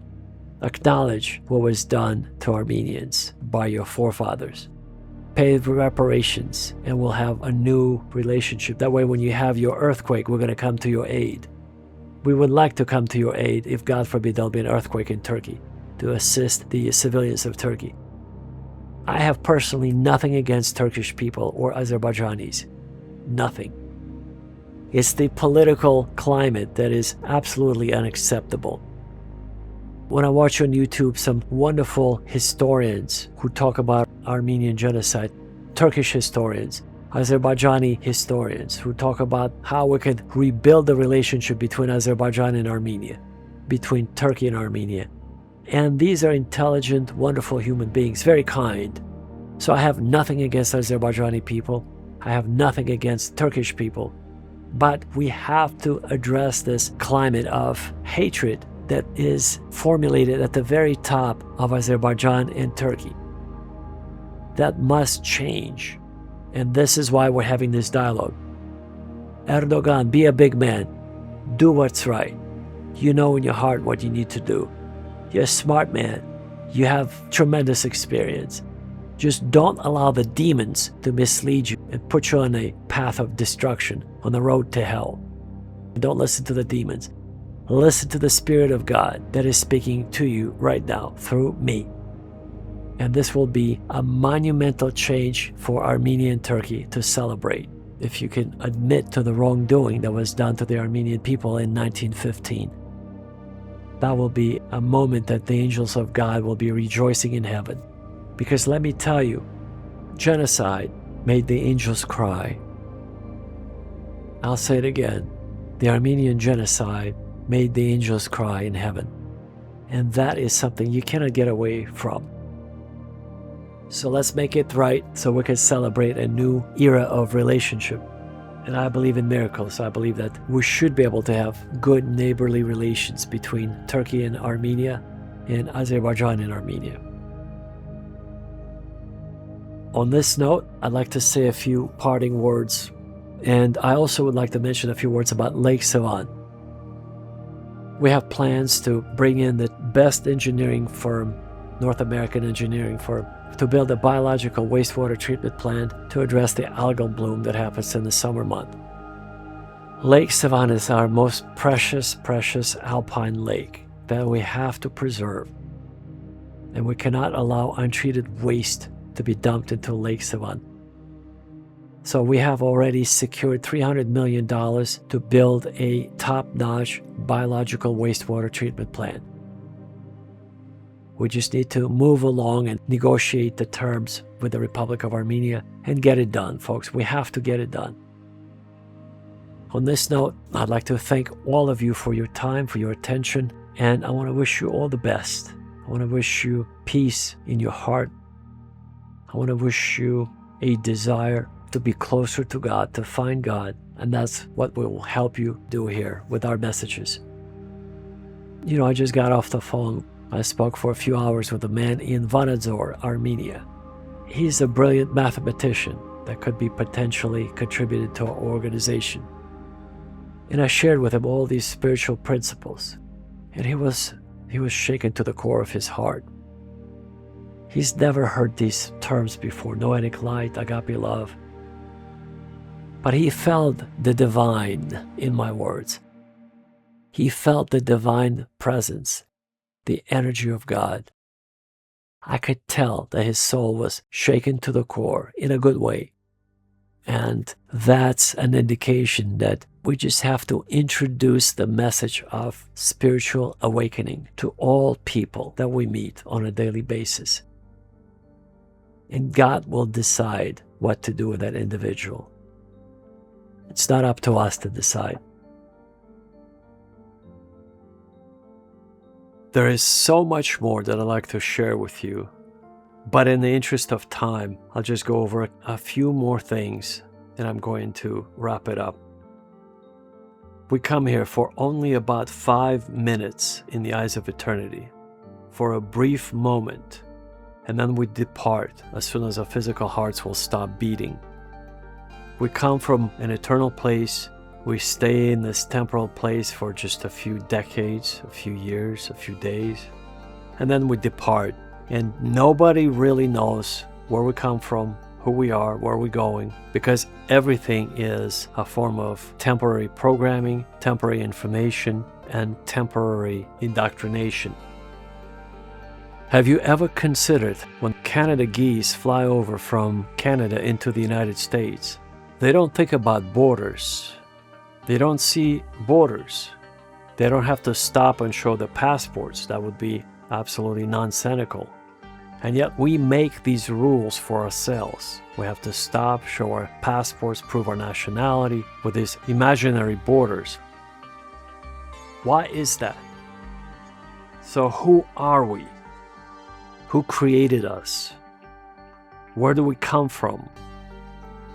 Why do we have these biomechanical transport units that transport our eternal souls? These are the questions that we should be asking and addressing. And now I'd like to mention a remarkable man from Artsakh, from Nagorno-Karabakh, who was forced to leave his homeland in September of 2023, Anno Domini. And when he came to Yerevan, Armenia, instead of focusing on negativity about Azerbaijani army forcing them to leave their homeland, he focuses on making wooden toys for children. He only projects kindness into the world. He's very positive despite the circumstances. His name is Karen Minasyan, and you're seeing him on your screen right now. Folks, I just saw this episode on the news, on Hike Media news channel, reported by Arpine Dadorian, who is always finding these positive stories to report about. So Karen Minasyan, and by the way, that's the way you pronounce it. It's not Karen, but Karen. There is no Karen in Armenian, so it's only Karen. It's a man's name, Karen. So Karen is retired, and he couldn't bring any of his equipment from Artsakh. So he was forced to, he didn't say in this episode, but I think he may have taken a loan to buy the equipment to start his own new woodcrafting shop with all the needed equipment. But as you can see, he makes these beautiful, beautiful, stunning wooden little elephants, very kind bunnies with long ears. And that sort of projects kindness. That projects his positive energy, that he's trying to not reminisce about the past. And if you heard his voice, he is very humble. He's a humble man full of kindness and humility. That's what describes him. So, and the reason why I bring this up, folks, because nobody in the English-speaking world would probably ever hear about Karen Minasyan, who now lives in Yerevan, Armenia. And I was so moved by this story, I decided to kind of share it with you in English so the world would know about the true spirit of an Armenian man, of most Armenian people, that we have kindness in our hearts. Despite these circumstances, despite these tragic events, despite ethnic cleansing, despite genocides, despite, this was forceful removal from his homeland, folks, where he grew up. And despite all that, he projects kindness and love, agape love. That's the Armenian spirit. And by the way, he named his brand, shall we call it that, he named his brand Play Artsakh. Haha Artsakh is the name of his brand. And folks, a deeper, more accurate translation would be as follows. Literally, it means play Artsakh, but what Karen meant is he tried to communicate with the world that despite what happened to them in 2023, despite them having to leave their homeland, Artsakh continues to live and Artsakh continues to play. That's the fuller meaning or the fuller translation into English. Artsakh continues to live and continues to play. This would be the best way to translate the name of his brand. Haha Artsakh. And just like Karen Minasyan, Catherine Dougherty, also known as Catherine de Hook Dougherty from her previous marriage, started the Madonna House in Canada. Now let me just tell you a few things about Catherine because her story is very unique. So she was born in 1896 Anno Domini in the Russian Empire, in the city of Nizhny Novgorod. And so when the 1917 October Bolshevik Revolution happened in the Russian Empire, she was already married for about 6 years, and she decided to leave the Russian Empire with her husband for Finland, where they spent a year, and then they moved to England, and then they moved to Canada finally. So Catherine de Hook, who later became Dougherty, she is a remarkably spiritual woman, remarkably brave, remarkably courageous woman. Because, folks, back in those days, women had not only very little say, they were like property. Much like in the United States, women could not even start a business without the signature of the husband or the father until 1975. That's right, in the United States of America, women could not start a business without their husband's signature or their father's signature up until 1975. Imagine living in 1896 Russian Empire. Her role was very limited, and yet, despite that, she started the Friendship House, where all people were welcome of all races. And she started them in Chicago, in Toronto, in Harlem, folks. That's the part of New York City where it was highly segregated. This is remarkable, where she would welcome, the African people back in the day when they had signs posted upon every venue in New York City that said, whites only or colors keep out, something like that. So back in the day, she opened up these friendship houses where she would actually preach the gospel and would welcome all people of all races. That was a revolutionary idea. It was a revolutionary idea because she was a woman. It was a revolutionary idea because there was a segregation in place. But she overcame all those obstacles because she was essentially preaching the message of agape love, of unconditional love of God. And that's the kind of the uniqueness of Catherine's ministry. And then later she founded with her second husband, Eddie Dougherty, who was an American reporter. In May of 1947, they founded Madonna House Apostolate in Combermere, Canada. And so now the Madonna House is the conglomeration of everything that she's done before. This is where all, men and women are welcome, and they essentially created this wonderful community under the auspices of the Catholic Church. So that's why it's called an apostolate. But you can actually visit them if you wish. You can go there, you can spend, a week or two, and that will kind of refreshen your faith. It will put you on a new vector for your spiritual evolution. And that's what we're trying to do in Armenia as a whole. So the entire country of Armenia, we're trying to turn into the Madonna House, or the Finhorn eco-village, so to speak. That's right, folks. We're trying to change the entire country of Armenia to operate as one unit, as one spiritual dynamo. And so just like the Madonna House Apostolate and the Finhorn eco-village in Scotland, by the way, let me just tell you briefly, the Finhorn eco-village was started by Peter and Eileen Caddy from England. So they were driving in their minivan, or actually it's called the caravan over there. It was a camper, basically. They were driving in their camper across England, and they drove all the way into Scotland, and they drove as far as they could get, which was Finhorn Bay, and they decided to pitch their tent and start a commune or start an eco-village that they called Finhorn Eco-Village or Finhorn Foundation.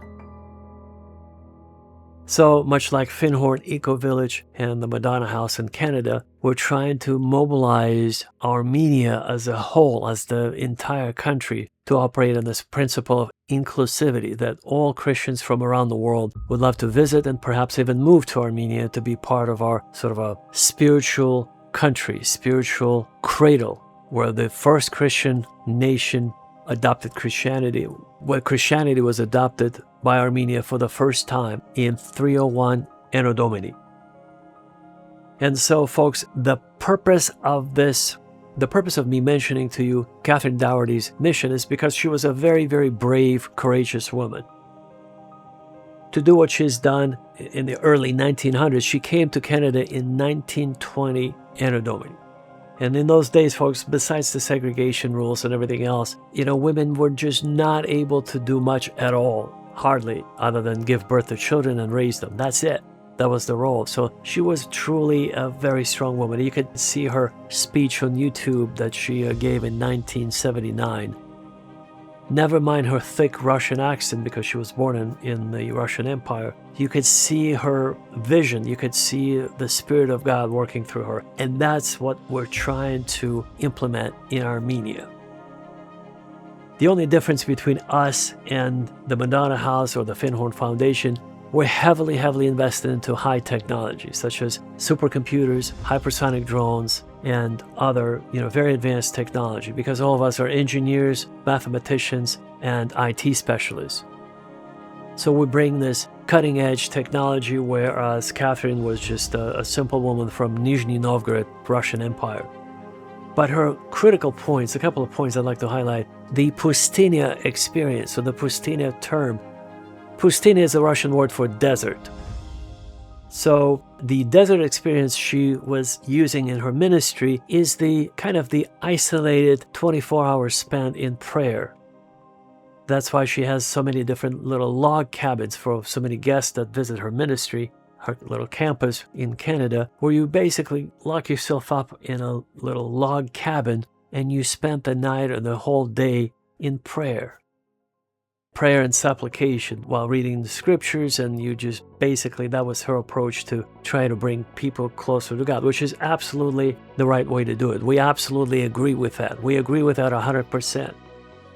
The only way to get to know God is in total silence and total isolation, not while you're watching the news, not while you're talking to your family members, and not while you're eating a fat burger from McDonald's. That will never get you close to God.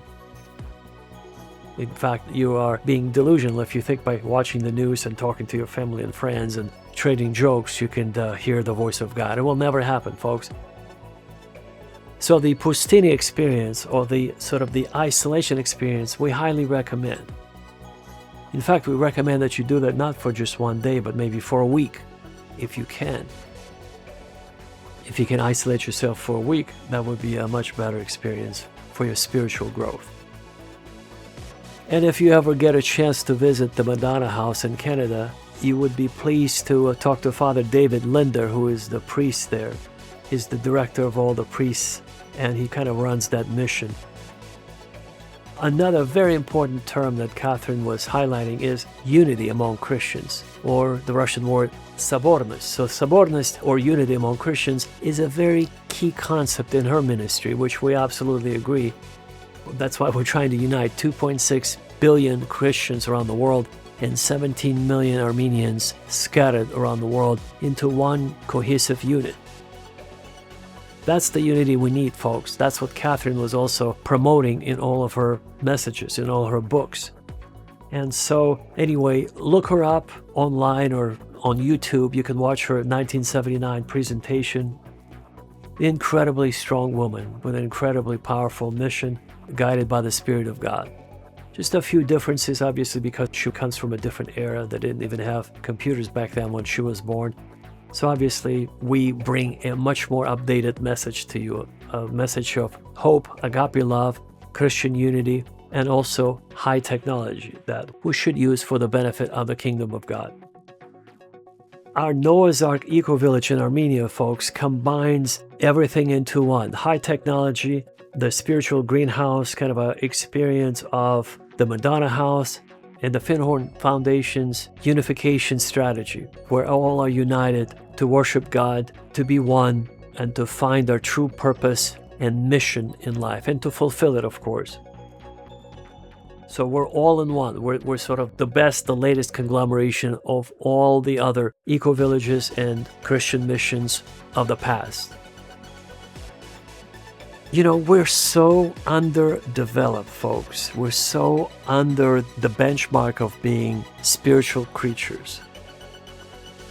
Just like, there's a difference between animals and human beings, there's a significant difference between human beings and, let's say, the angelic realm. And we're trying to bridge that gap, folks. We're trying to evolve and develop. The human brain retains only about 1% of what it takes in. And because of our special methodology, agape meditation, there is a way to develop both left and right hemisphere, so our brains could retain up to 80% of the information we take in. In the end times, knowledge will increase, the Bible says. Weltanschauung is what we're after, folks. Weltanschauung is a beautiful English word of German origin, which simply means a specific, certain worldview. Weltanschauung. I highly recommend that you adopt this word if you haven't already. It's a certain perspective of the world that's been filtered by your own filter. So you don't really trust the indoctrination, the propaganda, the brainwashing that you see on TV and on social media. You have your own way of filtering this information. Folks, we have approximately $3.2 billion to fund all of our projects. Of that, approximately $650 million has been already used for our projects. As soon as we run out of this money, we'll actually get more funding for all of our projects. But if you'd like to join us, if you'd like to support our mission, support our cause, you could go to our website, myarmenianfamily.com, and become our monthly supporter. And we would very much appreciate that, and we'll pray for you daily. Again, our website is myarmenianfamily.com, and you can click on the link that says support us with your agape love. Some people ask about whether demons are real or if this is all mythology. And I'm here to tell you they're very real. Divorce, murder, genocide, wars, homicide are all caused by demons. Now, they have their own hierarchy. If I were to list all the things that they cause, I would be here for days and days. But just to name a few things: rapes, mass shootings, abortions. By the way, abortions are a form of human sacrifice. Child molestation and abuse, car accidents, drug overdoses, shootings, epidemics, riots, murder, drunkenness, greed, lust, storms, fires, fear and anxiety, infertility, nightmares, pride, and much, much more is caused by the fallen angels or demons. The word comes from an ancient Vedic Sanskrit word of deva that was adopted by the Avestan language and became dev, which was adopted by the Armenians. That's the Armenian word for demon, dev. So these are hyperdimensional, multidimensional beings that are invisible to the physical eye. Even though they're invisible, once you develop the spirit of discernment, you should be able to pick up on their presence. You should be able to pick up on their schemes. And we're going to share with you how they operate, so you'll be armed to the teeth with spiritual weapons, so to speak. Do you remember when Jesus confronted the Jewish leaders in the synagogue in Jerusalem?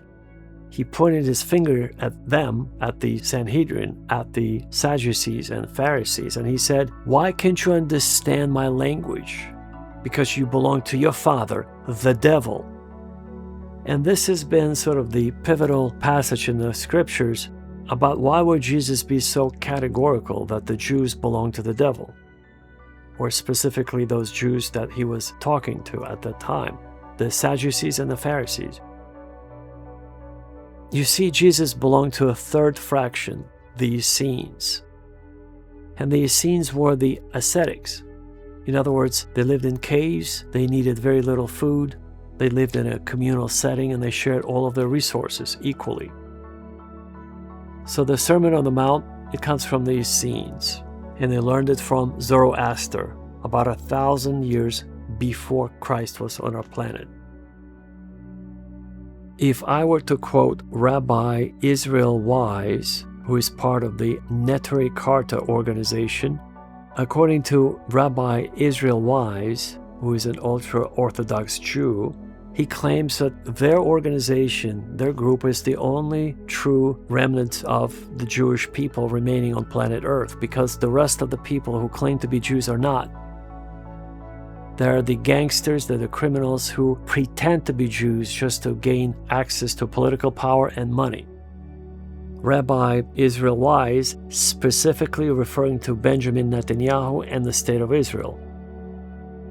According to Neturei Karta, the State of Israel is an illegal occupation of Palestinian lands, illegal, obviously, murder of 10,000 Palestinians in 1948, and an illegal expulsion of 750,000 Palestinians from their homeland. Something very similar to what happened to Armenians in Artsakh. So Rabbi Wise is a very brave man.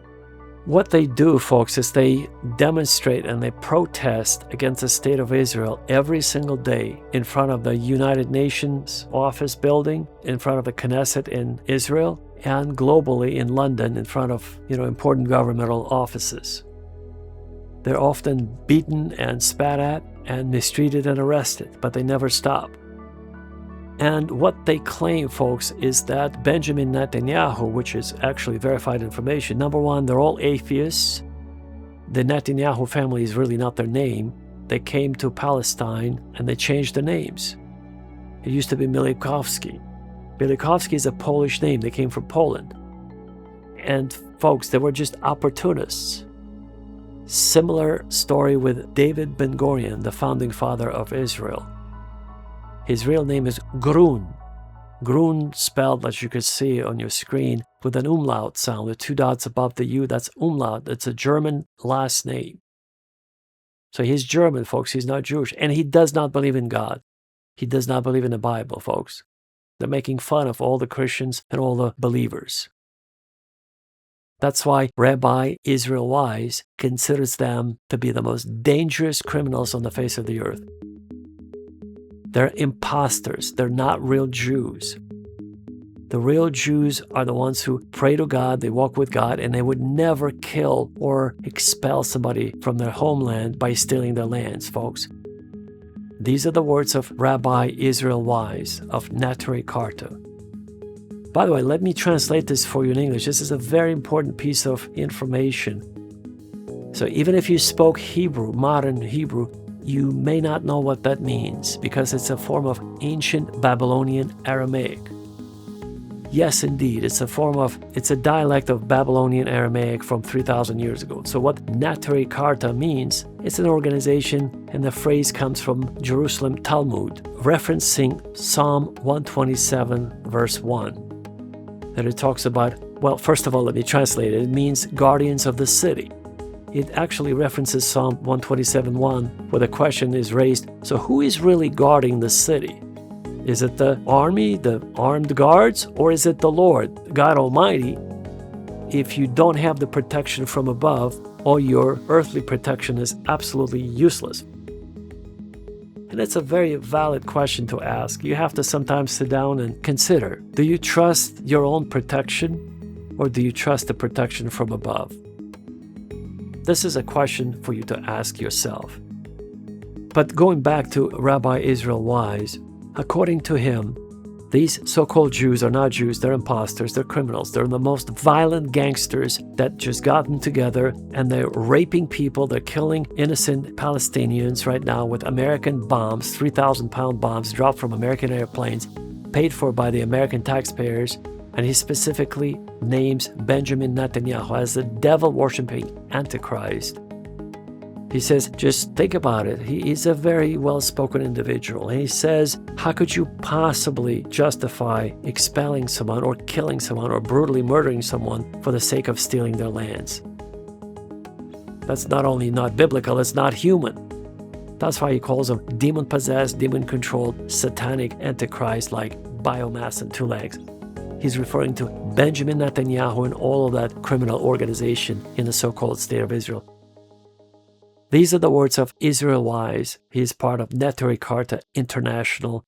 That's an ultra-Orthodox group that claims that the State of Israel is illegal and it must be dismantled because only God will bring forth Israel according to their writings.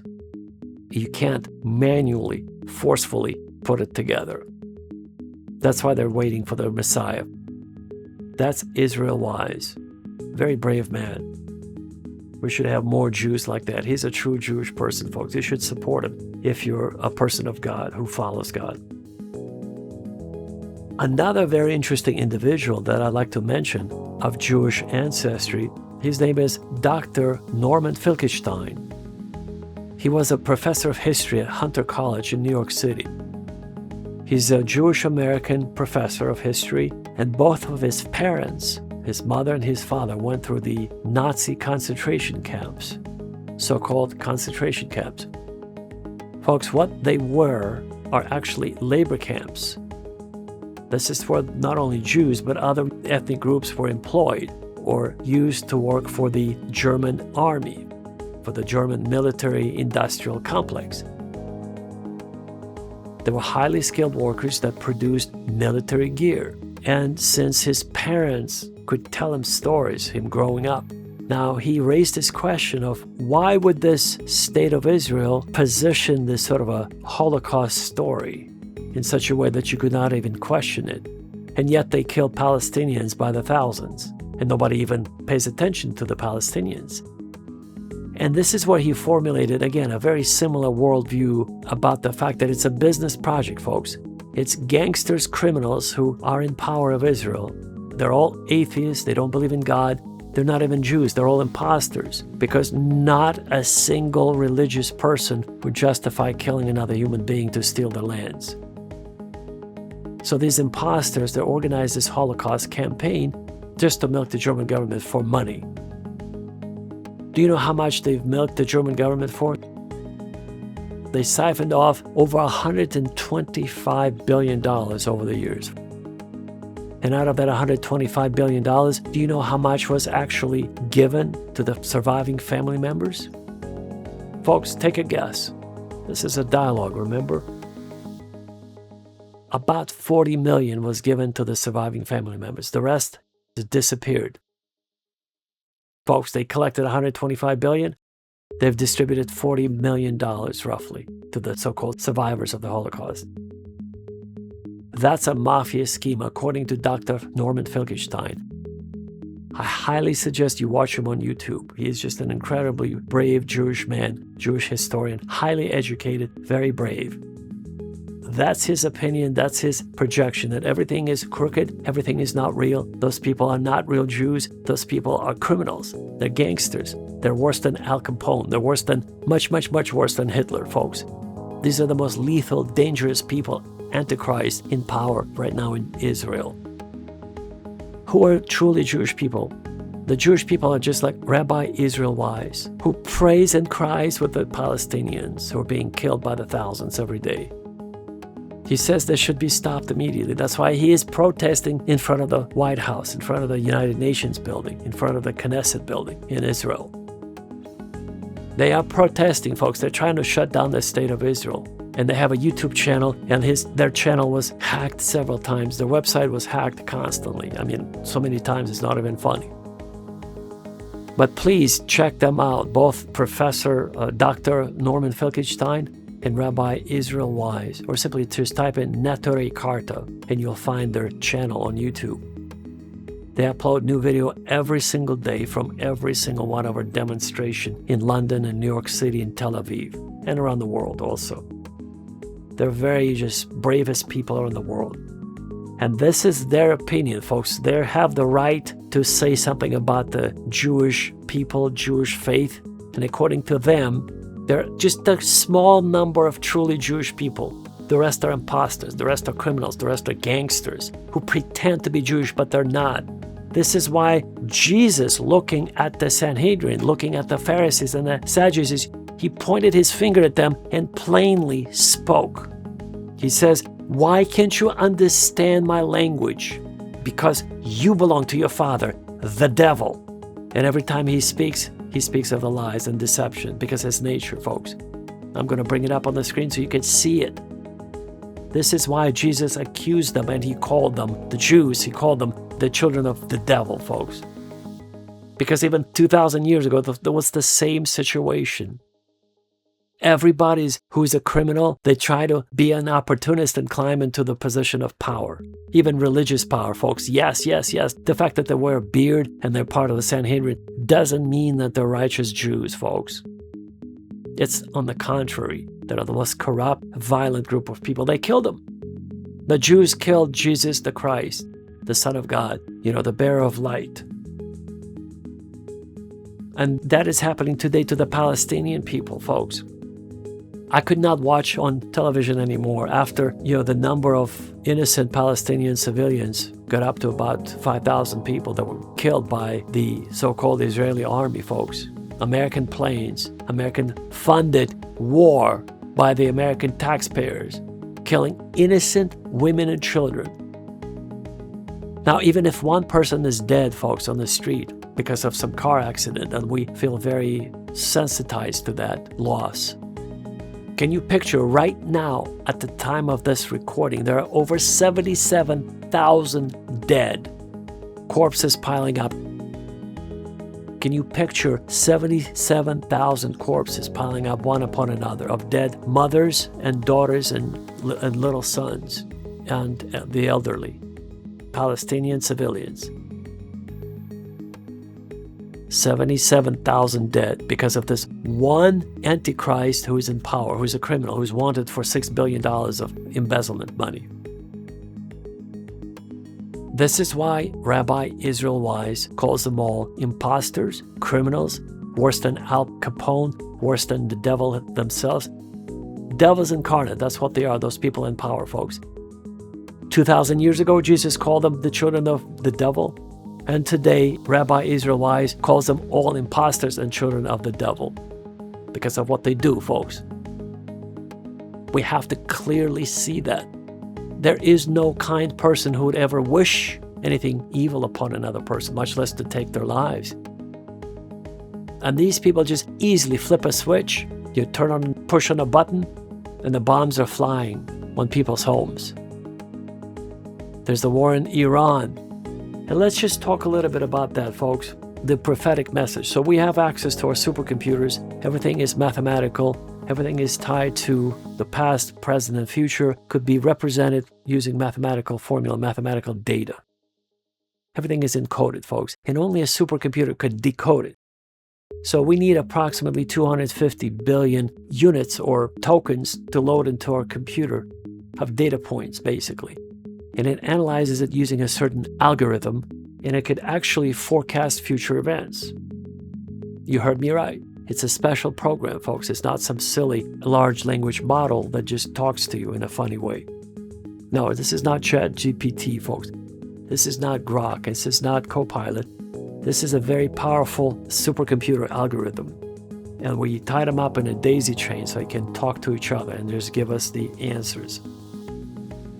So in 1999, I created a video, and also I did so in the year 2000. On March the 4th, 2000, I might even play just a snippet of it on the screen for you. But in the year 2000, I recorded myself talking to you in a similar way, except back then we had older technology, Sony camcorder, video cameras had these little small, I believe they're called something, digital 8 tapes, folks, these small video cassette tapes. And so anyway, on the older equipment, I recorded a message about future events that were predicted, and most of them have already materialized. For example, in my March the 4th, 2000 video, I talked about the upcoming September 11th attacks. I talked about the pandemic that I called the virus that originated in 1942 island of Scottish island that was actually developed. The virus was developed by the British military. And this virus spread, and they decided not to use, it was World War II, and they decided not to use that virus against the German army, the German troops, because it was too unstable, too violent. But that is a modified virus that will be used as a so-called the pandemic virus, folks. That's the tie. It's all artificial. It's all done by the children of the devil, of Satan. In that video, I also talked about Donald Trump becoming his first term in the White House, about Donald Trump's second term in the White House, by Donald Trump's assassination, about the war in Iran, about the second war in Iran, and about the nuclear weapons, and of course about the war in Ukraine. I named even the date that will start in February of 2022. And folks, the war in Iran and Ukraine, this is where the nuclear weapon will be used for the second time after Japan. If you recall, in August of 1945, the United States dropped 2 nuclear weapons on Hiroshima and Nagasaki, where 350,000 people were instantly killed by the bombs. We're going to have part 2 of nuclear weapons, folks, in this global conflict, because all of these activities are governed or ruled by demons, very high-ranking fallen angels of dark forces, basically. Fallen angels or demons. So when will the nuclear weapons be used, folks? It's very simple. In my video, I specifically state in 2026 all the way through 2027, at which point we will have to have a bunker to survive. This is why we're building a Noah's Ark eco-village above ground in Armenia and also below ground at the depth of 235 meters below the ground. It's been already built. Yeah, it took many decades to build it, but it's almost finished. So it will accommodate 144,000 inhabitants. And you're welcome to apply if you so choose on our website. You could become our neighbor and you could live with us in safety of Noah's Ark eco-village. So folks, it's just like in the days of Noah. Identical situation. The flood is coming, the nuclear war is coming, nobody listens. But those who do listen will be saved. This is why I'm recording this message, is to awaken those who need to be awakened, who has been predestined from the foundation of the world. Those who will perish, they will perish. But those who are meant to hear this message and be saved will be saved. This is why we call this the awakening, the Great Awakening. Folks, I also would like to mention an amazing American evangelist from Iowa who heard about the Armenian genocide, who heard about the war in Artsakh, who heard about the 6,000 dead, and he decided with his wife to sell everything they have and move to Armenia to help the Armenian widows and orphans. That's right, they sold everything they had in Iowa and they moved to Armenia. His name is Joel Tenney. And Joel Tenney is actually my hero, folks. He is of Scottish descent. He's an American of Scottish descent, but he is just an incredibly spiritual individual who walks with God. Not just because he loves Armenia and he moved to Armenia, folks. That's just a small part of it. It's because he was praying to God about what he should be doing in his life. And God has opened his mind to focus on the orphans and widows of Armenia. So he looked it up and that's where he found out about the Armenian genocide of 1915, about the war in Artsakh, about the earthquake of 1988 in Spitak and Leninakan. And he just was moved to the core of his being, and he told his wife that they needed to sell everything and move to Armenia. And his name again is Joel Tenney. You should follow him on social media. I don't know him, I just saw him on YouTube, folks. His story really moved me to the core. It's just incredible faith, folks. He has incredible faith. And he walks with God. And by the way, they have 6 children, folks. Can you imagine moving to another country with 6 children where you don't even speak the language? Now that's called faith, folks. And they sold everything in Iowa. A remarkable family, a remarkable man. He is truly a man of God. I wish we had more people like Joel. Joel, we love you as our Christian brother, and we wish you all the best. May God send his angels to guard you, protect you, and especially your wonderful large family. Take care, God bless you, and I hope to meet you someday in Armenia or some other place. There is so much more I wish to share with you and discuss, but there's simply not enough time. If I went through my video that I recorded in the year 2000 with all those events that I have forecasted that came true, it would take us 2 hours, folks. But in the interest of time, I'm simply going to say, just pray and fast. You should be fasting and in constant prayer. And once you develop the spirit of discernment through a daily agape meditation practice, your spiritual eyes will open and you will be able to get similar information about future events, folks. It's just a gift that we get. Plus, we have access to our supercomputers that actually prepare those reports for us also, folks. That's an additional source of information. In the end times, knowledge will increase. Remember that phrase from the Bible? In the end times, knowledge will increase. And a teleportation was recorded 5 times in the Bible, especially with the Ethiopian eunuch. Remember the book of Acts? You could see that on your screen right now. But most importantly, our core message is how we can increase our faith so we could heal the sick, cast out demons, and raise the dead. Jesus said we should be able to do that, and we have agape meditation to help us reach that level. Folks, I just want to wish you all the best. I want to share with you our agape love. We love you very much eternally. We're only here for about 5 minutes, for a very brief moment in time, folks. In the eyes of eternity, it's not even a split second. We just come and we go. So let us be wise about every breath that we take on earth. Let us be wise about our time that we spend on this planet. We're so underdeveloped. We're so deprived of information. We're so clueless. We're so helpless without the help from the angelic force, without the help from our spiritual guardians. And yet, sometimes we're very prideful. You would think, being so vulnerable, being so fragile, we would be on our knees and praying constantly to God for protection. Very few people do, folks. Let us put away our pride. Let us pray for humility, meekness, and wisdom from God. Let us unite as one Christian family. So I'm addressing 17 million Armenians and 2.6 billion Christians around the world.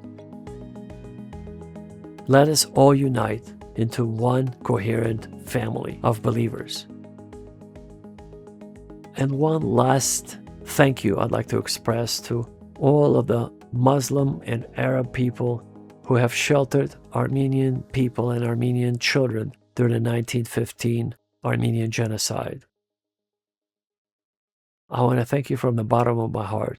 All those kind souls who showed compassion when they saw those little children that they would not have a chance to survive unless they were taken to safety. So God bless you. Thank you for what you've done. There are very kind Muslim people, very kind Arabs, very kind, non-Christians who showed mercy and kindness to Armenian people during the genocide, during the most horrific time in Armenian history. And I pray for all those kind souls and their descendants, so God will show mercy to you as well. Thank you. And now I'd like to conclude by saying we love you very much. Visit our website at myarmenianfamily.com. If you wish to support us, please do so on our website. Or you could click on the QR code on your screen right now.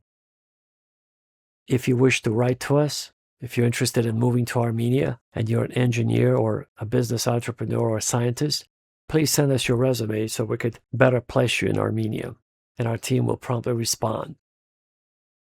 If you have any other questions, contact us on our website. We'll be happy to respond. On this note, God bless you. Take care, and we hope to see you at the very top. We love you very much. Folks, I almost forgot one last thing about the thousands of gods of Palestine at the time of Jesus and prior to that, about the name Yahweh. At the time of Abraham and Jesus, There were thousands upon thousands of different kinds of gods that were worshipped by various people, including the Jews. Zoroaster was the founding father of the first monotheistic religion. It was not the Jews, folks. They actually believed in multiple gods until they created their own god called Yahweh, which is a composite of Greek god Dionysus, Hephaestus, and a few other desert gods of the Mesopotamian region. You could research that, folks. You could research this topic and you'll find out. But I'll tell you this, I don't think that a creator of the universe would demand your penis, meaning circumcision. A creator of the universe who created kind animals and kind human beings would not force you or ask you to cut off your penis or to cut off your foreskin of your penis or your clitoris. No genital mutilation is needed to have a relationship with the creator of the universe. So I would like for you to investigate this, folks. Look into that. Do you really think that Yahweh is the creator of the universe? Or was it a demigod, a minor god of the Levantine region? Please look into that yourself, folks. I'm only pointing you to something you could find out on your own.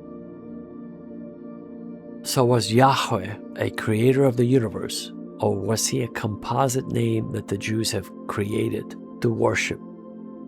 Just like they had Marduk, or Baal, or many other gods, thousands and thousands of other gods that were worshipped in their area. For example, Ashur was taken by the Assyrians at that time. That was their god. And even if you liked that god, you couldn't sort of like claim it and call it your own god because it belonged to the Assyrians at that time, thousands of years ago. In order to have your own god, you had to create a new god. And that's what the Hebrews did, folks. The creator of the universe, folks, I don't think would ask for a circumcision, for you to be circumcised, to bless you. This is a typical crazy talk. One last thing I'm going to mention, according to many psychiatrists in New York City, Jewish psychiatrists who walked away from the Judaic faith to become Zen Buddhists, they completely recant and deny the fact that this is normal behavior, folks. Meaning, in their professional opinion, they deem this cutting off the penis, the foreskin, and demanding all these sacrifices and death and the fixation on foreskins and penises and circumcision and covenants and killing the Amalekites and this and that. This is mental illness, folks. This is why hundreds and hundreds and hundreds of Jewish psychiatrists are turning away from Judaism and they're becoming Zen Buddhists. Because they call it mental illness, bona fide mental illness that they diagnose and treat every day in their clinics, in their hospital rooms. So, according to hundreds of Jewish or formerly Jewish psychiatrists, all these stories that you read in the Bible about killing Amalekites, cutting off penises, remember how King Saul asked for more foreskins of those Philistines? Folks, what sort of a fixation is that? It's ridiculous, folks. It's ridiculous. The creator of the universe would not be asking you to cut off somebody's penis, folks, for a better covenant. Remember what happened to Abraham? He heard voices, folks, in his head. He couldn't describe the voices. The voices wouldn't tell him the names, who they belonged to. He just heard voices who told him to go to a different country. Folks, today, if somebody hears voices, that's a schizophrenic. That's a mentally ill patient. You call 911, they get picked up and they get institutionalized. But 2,500 years ago, that wasn't the case. They didn't have any mental hospitals. They didn't have any psychiatrists. This is why Abraham could be doing those things if he was even a real person. So you have to consider that. This is why hundreds and hundreds of Jewish or formerly Jewish psychiatrists are walking away from the Jewish faith and they become Zen Buddhists. Because it's healthier. It doesn't deal with this contrasting stories of killing some Amalekites, women and children and all this nonsense, folks. These are concocted stories according to these psychiatrists. These are concocted stories by severely mentally ill patients. which they didn't have any hospitals back then. So people, severely mentally ill people that had nothing else to do other than concoct stories, folks. That's very sad. These angry stories about killing Amalekites, cutting off penises or foreskins for better covenants, hearing voices, leaving your homeland. Folks, at that time, you could not even dream or dare to dream about leaving your father's house for safety reasons. You know, every male that was born at that time, they would live very close by for safety, security reasons, to provide for the safety, security of the clan, of the family. So when Abraham said, I'm leaving, folks, that was unheard of. That's like not possible. You would never do that. You don't just pick up your stuff and leave in those days. It was not possible. I mean, you could leave for a week for a business trip to do some trade. Then everybody knows you're going to be back. You don't just say, I heard voices and I'm leaving. Ta-ta for now.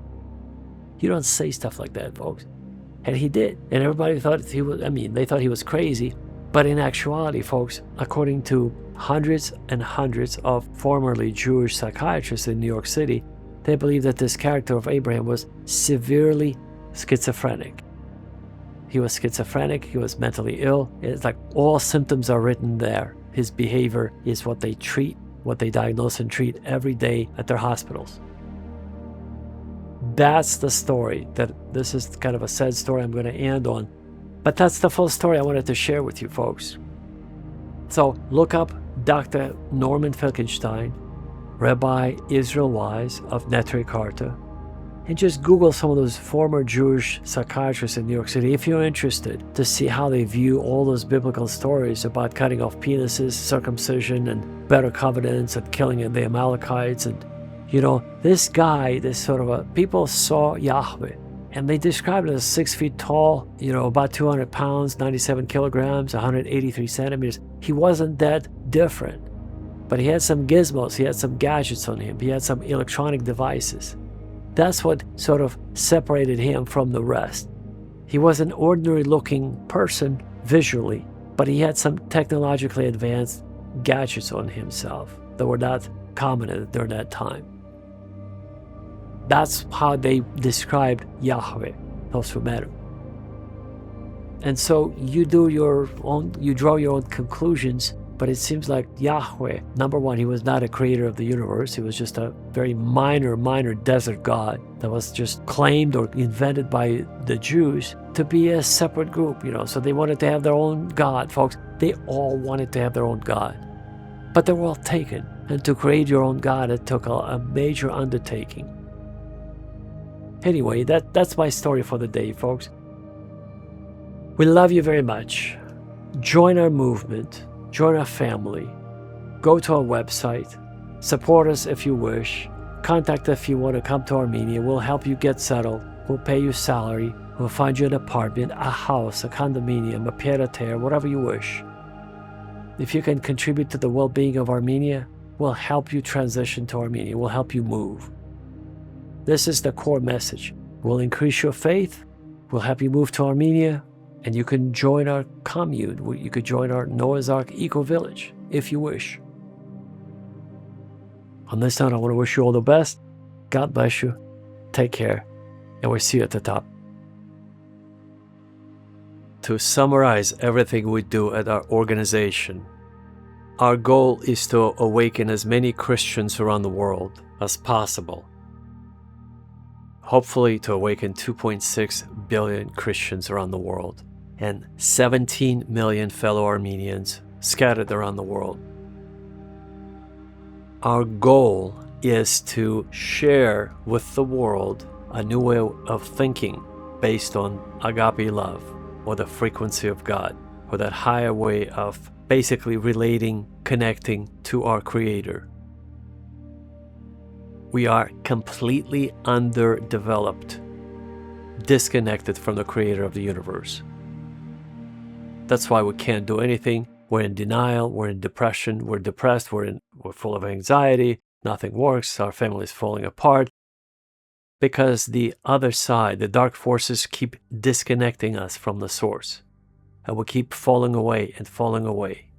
And Armenia is one of those last bastions of Christianity or truth, where traditional family values are still relatively intact.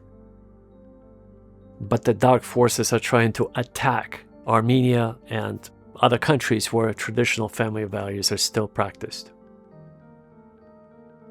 Ireland used to be the most Catholic and the most family-oriented country in the world. You could not even get a divorce in Ireland.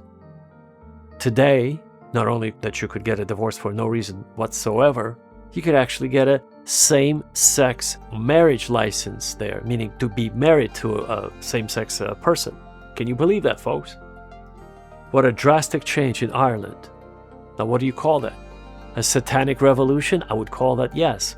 To put it mildly, it is a satanic revolution. Satan won. Irish people are in the toilet, to put it very mildly. And they're just sort of marinating there. Nobody would help them. They just need to do a reset. Flush the toilet and hopefully something will happen to it. But yes, the Irish people are a good example of that. The last country remaining on earth at the time of this recording where they still disallow divorce is the Philippines. It's another Catholic country. What they do in the Philippines, they get an annulment of the marriage in extreme circumstances. So in other words, the annulment is allowed, but it requires extreme circumstances. It's not the same as a divorce. Extreme circumstances. So people are still kept together for the sake of the children, for the sake of maintaining a family structure. So the Philippines is the last bastion of a Catholic civilization, of a Christian civilization. It's a Catholic country, predominantly Catholic, where if they go into the toilet like the Irish did a few years ago, then we won't have anything else left, folks.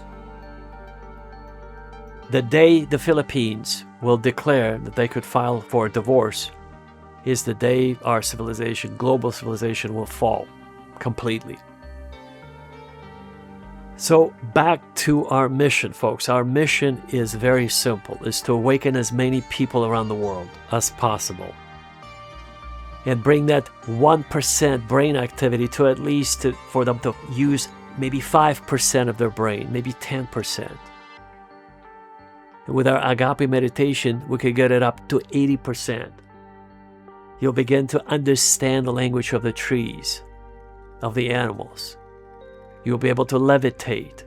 You'll be able to walk on water, heal the sick, cast out demons, raise the dead. This is what Jesus said we should be able to do. Why are you not doing those things, folks?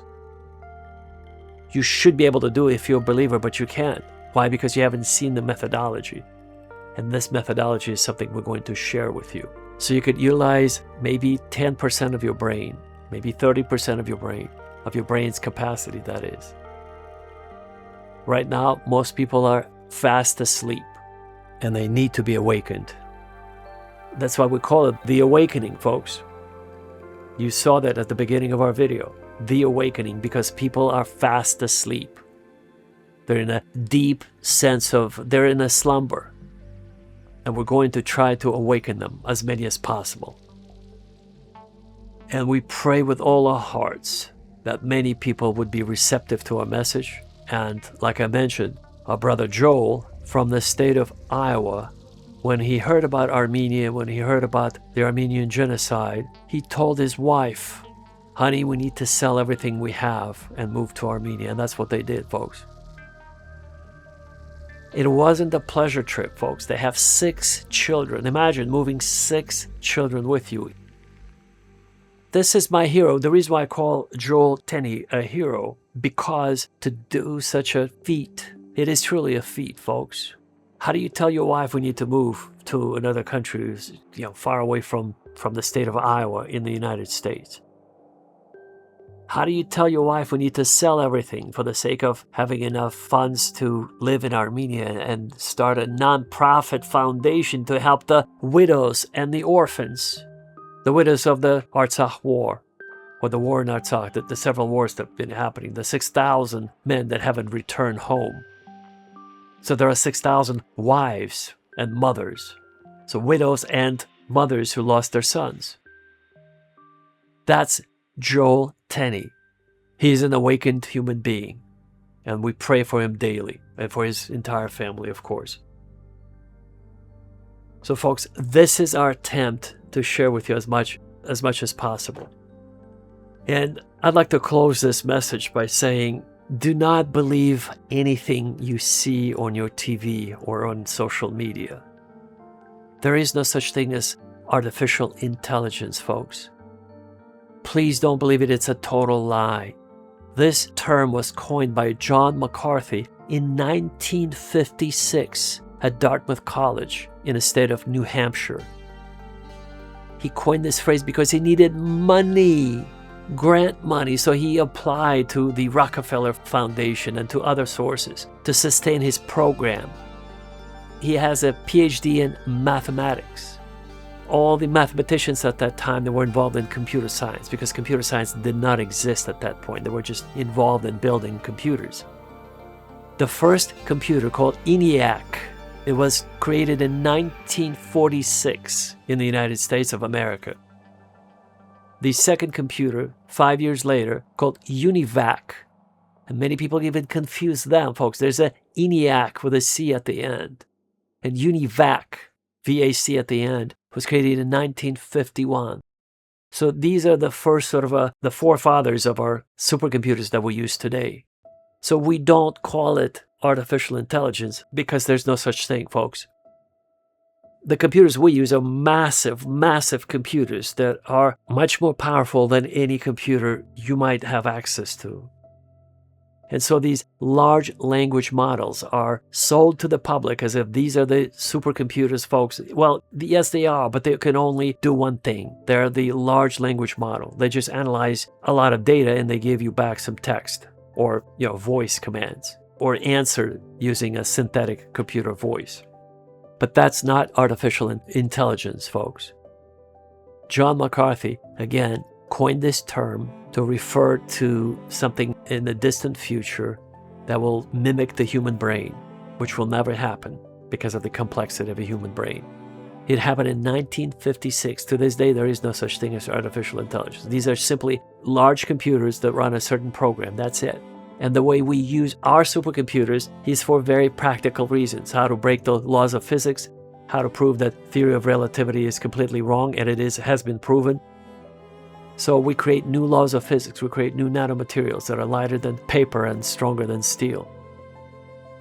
We create new alternative propulsion systems for our drones. That's why our hypersonic drones could reach from Chicago to Yerevan, Armenia in less than 6 minutes, folks, because they travel at incredibly fast rates of speed, at Mach 85.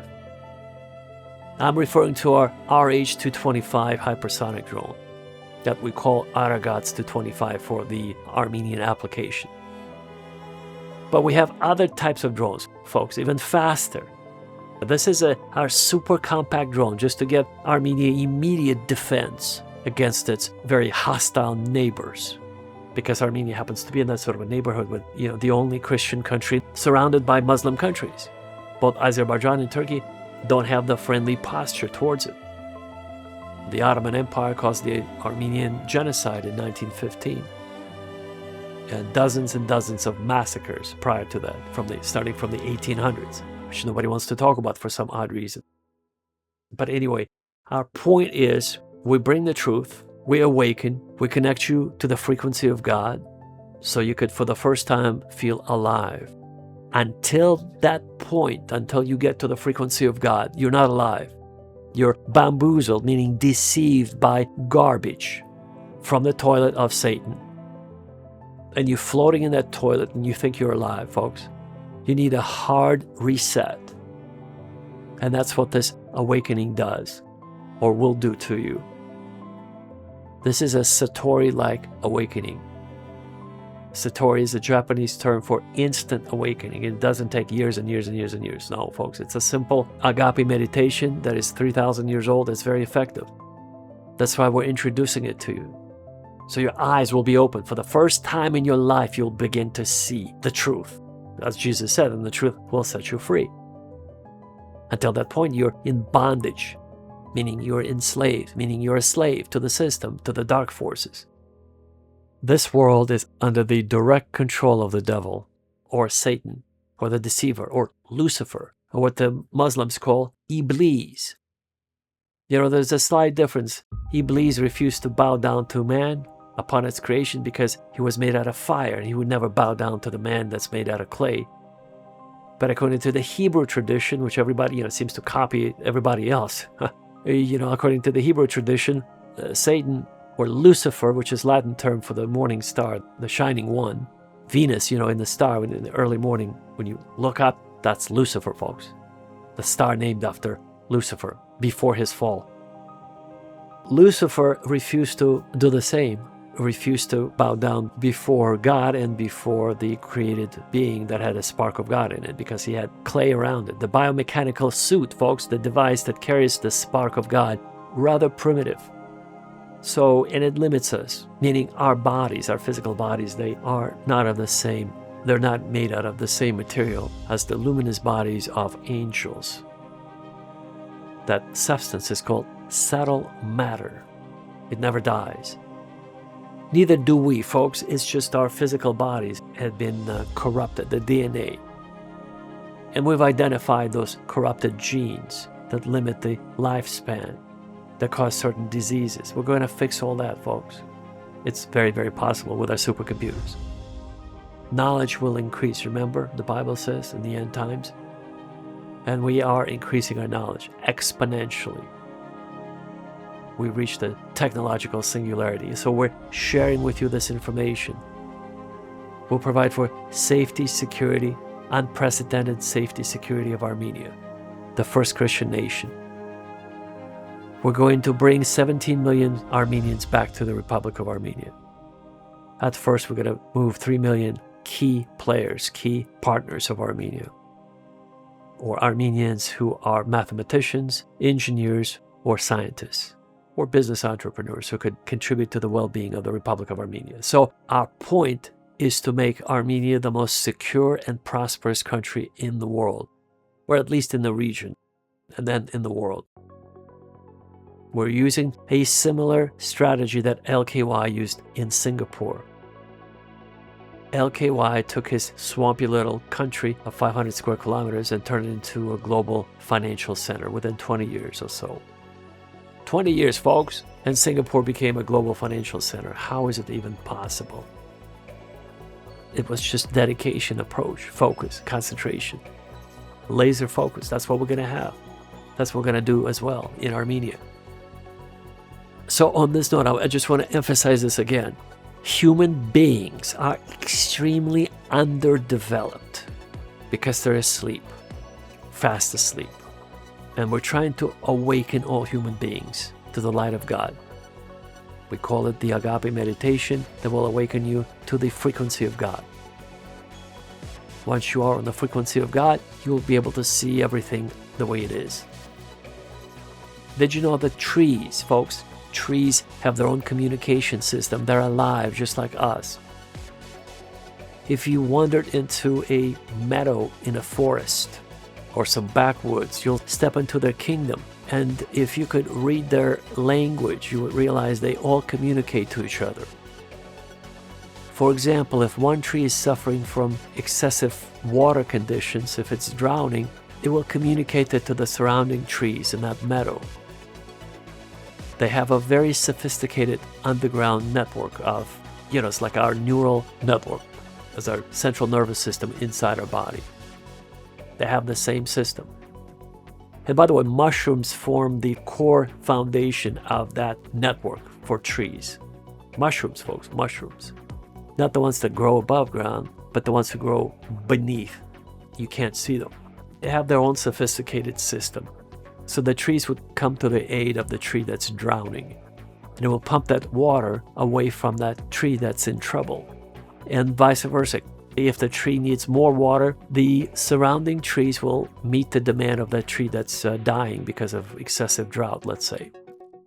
If it needs water, they'll supply it with more water. Folks, they operate as a family. These are trees, folks, trees. They're alive. Try to understand what I'm saying.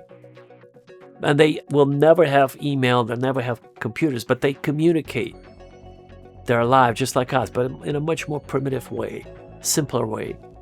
If you don't know any of this, then you're ignorant of this thing called life. And we're trying to bring you up to speed in a very humble way, by the way, in all humility. Every time you're about to cut your cucumbers or tomatoes for your salad, they cry, folks. They scream for help. And this was scientifically recorded and proven by the German engineers using laser microphones. You could find it online. You could read about it. You could watch the videos. Yes, vegetables cry, scream for help when you're about to cut them because they're alive. Now, how about that, folks? Before you cut your apple, you need to ask for its, not consent, but you need to just sort of bless it and thank God for feeding you. But you need to say that we're going to be one in just a moment. Thank you for being there, you know. That's an acknowledgement of both the creator of the universe giving you this fruit, and then you will be acknowledging this fruit that you're going to eat, which is alive, completely alive, folks. It feels, in a more simpler way, it feels all the pain that you feel too. Again, before you cut a cucumber or a tomato, they actually feel the pain and fear. Before when you bring up your knife up against its skin, you know, they feel they're about to be killed. And they emit this sound that we cannot hear it, but it could be picked up by laser microphones. You can look it up. So everything is alive, folks. Everything is alive. There is no artificial intelligence.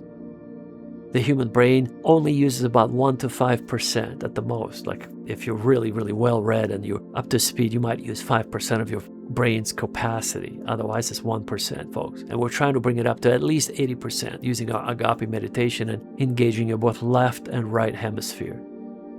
There's certain exercises, meditative exercises we're going to teach you, share with you, so you can bring up your capabilities from 1% to 80%. That's all we're trying to do here, folks. But most importantly, we're trying to introduce you to the frequency of God, so you could meet God face to face, so to speak. Because God is spirit, the only way to get to know Him is to get on His frequency, the frequency of His spirit. Noetic light, folks. Noetic light is the brightest light in the universe. It's the uncreated light of God. It's the emanation of God. And it's within us all, because we are the sparks of God's creation. God is within us, and we also shine on that frequency, folks. We've just unfortunately been kind of detoured. We've been deceived by the evil forces who don't want us to know this secret. Our secret is that we and God are one. We and God vibrate on the same frequency if we are sort of pointed to that frequency. This is what we're trying to do. We're trying to point you to that way to be reconnected with God. But the dark forces don't want you to do that. They want you to be scared, afraid, depressed, full of anxiety. They want you to consume alcohol and tobacco and drugs, and they want you to be dead. They want you to overdose on drugs, folks, eventually, after they're done fooling around with you and tormenting you. That's what we're trying to share with you, folks. We're trying to share with you these spiritual secrets so you'll have a more fulfilled life on this planet that we call Earth. And then you'll begin to think in more galactic terms.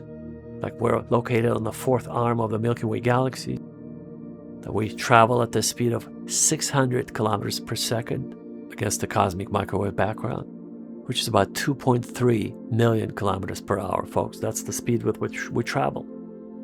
And we travel in every sort of direction, like a centrifuge. I'd like to conclude that we love you very much. This is why we're creating this material. We're sharing with you the secrets of the universe. The most important part, folks, is what we're doing on this planet, who we are, why we're here, and where we're going after our physical hearts will stop beating, because our biomechanical devices or suits or our bodies will give out one of these days. And we never die, folks. That's the whole secret. We never die. It's a very instantaneous transition to the other side. Nothing changes. You realize, oh my God, this is all real. And it's instantaneous. You can't go back. You can't go back. You can't go back. Those are just a few cases out there, 1 out of a billion that they say they went back. But really, not really, folks. You can't go back. Once you realize you've transitioned on, you've missed out this tremendous opportunity to grow spiritually, to get to know God, to get on His frequency, and to help others experience His agape love. Using a scientific language, folks, agape love is simply a very high frequency modulation that God operates on, the creator of our universe operates on. He operates on a very, very high frequency, and if we were to see it with our eyes, we could not handle it. So that's why the only thing we could sort of relate to it, we can relate to it by saying kindness, helping people, helping animals. And folks, talk about animals. Just look at your screen right now. Everything we touch, everything human beings touch goes into the toilet, like I said earlier. There are thousands upon thousands of whales and dolphins that throw themselves on beaches around the world. Why? Because the water is polluted, and also, besides water being highly polluted, ships and submarines use sonars, and they blind them permanently. Dolphins and whales use their natural sonar system inside their head. This is how they hunt, this is how they navigate. And when the powerful military or civilian ships, when they point their sonars to get their directions, they blind those poor whales and they blind those dolphins and other type of fish that can't see anymore. And that's why they just choose to die. They just throw themselves on beaches and they just die, because for them, folks, it's like you being blinded. When you can't see, I don't know what sort of life that is, when you can't see all of a sudden. But for them, folks, how could they possibly function? That's why they come to the shore and they hope that maybe someone will help them. Nobody's there to help them. Look at those pictures, folks. Look at those pictures of those whales and dolphins. They're dying by the thousands every month. They're found around the world because of human activity. Human activity is usually negative in every industry, every sector we take. For example, illegal logging, folks. The Amazon rainforest, the Siberian taiga. That's right, the Canadian forest. The Canadian and the Siberian forests are the largest forests on planet Earth. And they're being illegally logged. And you can actually clearly see that from space. The ISS keeps tabs on those illegal loggers, and they see how they're carving out their space in the Siberian forest and in Canadian forest. Bit by bit, folks. It's very visible, it's devastating. And then those illegal loggers, they sell those trees to the Chinese under the table, folks. It's all illegal. And so in Siberia, a lot of women now started to, a lot of women activists started to protect their forests. That's right, folks. Local Siberian women get together, they bring their rifles, and they go immediately. They have their walkie-talkies, and then they alert each other. If they know there's a bunch of poachers illegally logging their territory, they immediately go and they stop them, folks. Local Siberian women stop the illegal logging operators. That's how brave those women are. And I won't be surprised that pretty soon we'll get to the point where some of these activists, instead of protesting on the streets, they'll start detonating nuclear devices, folks, that they will probably get in Sofia, Bulgaria for $10,000. Those are the Soviet warheads from the 1991 dissolution of the Soviet Union. When the Soviet Union dissolved, a lot of the nuclear warheads were sold pennies on the dollar to Sofia, Bulgaria arms dealers. And now they're circulating, folks, around the globe. You could buy a nuclear warhead for $10,000, folks, and instructions how to use it. So I'm not saying it will happen, but I won't be surprised if very soon people will switch from using conventional guns, like at mass shootings, to express their frustration, to using nuclear warheads at key targets in Washington, D.C., in New York City, and say, here, eat this. You want more war? Here's your war. Because if you think about it, every war was started in D.C. by those lobbyists, or war consultants, who are hired to promote the business of those military gear manufacturers. That's right, folks. If you have a bakery, you would hire a marketing consultant. And this marketing consultant will help you get more customers. People who like your products, who like your bread. And then you pay them a fee. It's very similar to war consultants or political lobbyists. Those lobbyists are hired by military gear manufacturers. And those weapon manufacturers, they pay them millions of dollars so that those people will be sitting in their little offices in DC and they'll be concocting schemes how to start a war in Iraq, how to start a war in Ukraine with Russia, how to start a war in Iran, and on and on and on and on and on. Folks, the United States was involved in over 80 wars since 1941. Illegal wars, folks, fake wars, engineered wars, just for the sake of profit. For example, in 1964, this is how the second phase of the Vietnam War got started, or got used to its maximal potential, just for the sake of bolstering the economy, the military-industrial complex of the United States. So what happened there was the American military ship reported that they're being attacked by the Vietnamese. And that was a false flag operation. They were never attacked. How do we know? Because a brave American activist, Daniel Ellsberg, published 7,000 pages in the New York Times. That's right, folks. He published a few years later. But we got to know all the details, how everybody profited to the tune of, at that time there were millions of dollars, but today it's billions of dollars. Daniel Ellsberg, look him up, folks, look him up. He is the bravest human being in the history of the United States, I think. He opened the lid. Just this tiny little percentage of we, the public, got to know how corrupt the system is.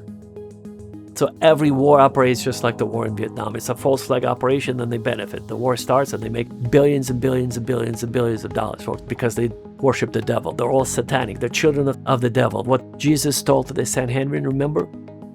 The Bible says Jesus looked at the Jews and he said, "Why can't you understand my language? Because you belong to your father, the devil. And he was a deceiver from the beginning. And you cannot trust him, and he only is concerned about death.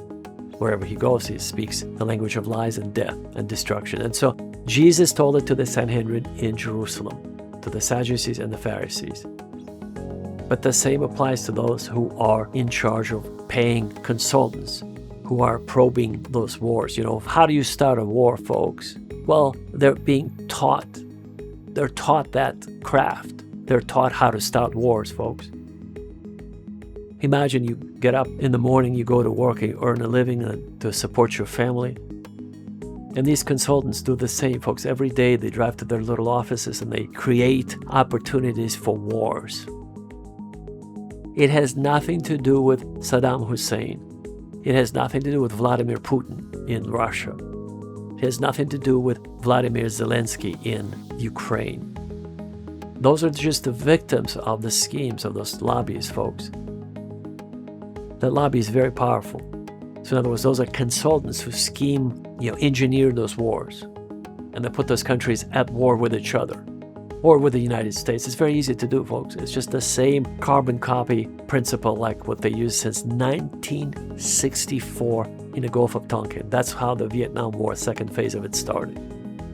And it's all documented. We all know it's true because of Daniel Ellsberg, who exposed those lies, exposed those schemes, exposed that scam, exposed that satanic, diabolical operation, folks. Daniel Ellsberg, 7,000 documents, folks. You should read it sometimes. It's incredible. So on this note, we bring the truth of the gospel. We bring the truth, folks, to all Christians, to all Muslims, to people who are just spiritual seekers, people who would like to move to a safe country where the traditional family values are still upheld, and that is the Republic of Armenia. Thank God that is still intact. The purpose of this channel and of our messages is to awaken you to the truth, to help you get closer to God, and to help you move to Armenia if you so choose. Just like Joel Tenney moved to Armenia after he heard about that it was the first Christian nation, about the traditional family values, and the fact that, Armenia needed people like Joel, that he could do some major work through his nonprofit, helping orphans and widows who lost their husbands and sons in the last few wars with Azerbaijan, between Armenia and Azerbaijan. So that's Joel Tenney, folks. If you have the same disposition as Joel Tenney, if you're so inclined to move to Armenia, write to us.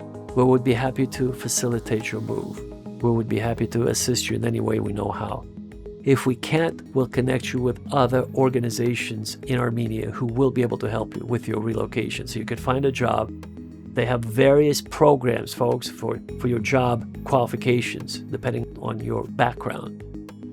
So if it's not through us, we'll connect you with the right organization, folks. The point is, if you'd like to move to a Christian country with traditional family values, where there's still a husband and wife and children as the only sort of a nucleus of a society and nothing else, no other monkey business, so to speak, then Armenia is your destination. Very, very kind people, very family-oriented people. There's God and family, number one for Armenians. That's it, folks. Contact us. Go to our website, myarmenianfamily.com. Go to a contact form. Send us your information.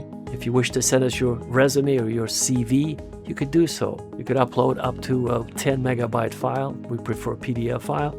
And we'll have a better idea about your qualifications so we can connect you with the right person. Our team will be in touch, discuss your desires, and will help you move to Armenia. On this note, I want to say thank you for your precious, precious time that you spent with us today. This was not by accident. This was God's will. I operate in the Spirit. And if you were searching for this, this was the answer to your prayers. God has used me to communicate to you that your prayers have been answered. So if you were searching and looking for such an opportunity to move to such a wonderful country, Christian country, where traditional family values are still upheld, you could do so. If you'd like to just come to Armenia, you don't need a visa for most countries. If you'd like to permanently relocate to Armenia like Joel Tenney did, we will assist you in doing so, especially if you're an engineer, a scientist, or a mathematician. We'll find you a well-paying job, an apartment, a house, or condominium, and a car or SUV, whatever you prefer. And if we can't help you, we'll connect you with a local organization in Armenia. There are several options. So write to us, go to our website, share this information with your friends and family members, especially if you're part of our Christian family, 2.6 billion strong around the world. And if you're a fellow Armenian, there are 17 million of us scattered around the world. Please also do the same. Share it with your family and friends. On this note, folks, I want to wish you all the best. God bless you. Peace be upon you at all times. We want to see you at the very top. We want to see you in Armenia, and we'll talk to you very soon. Take care.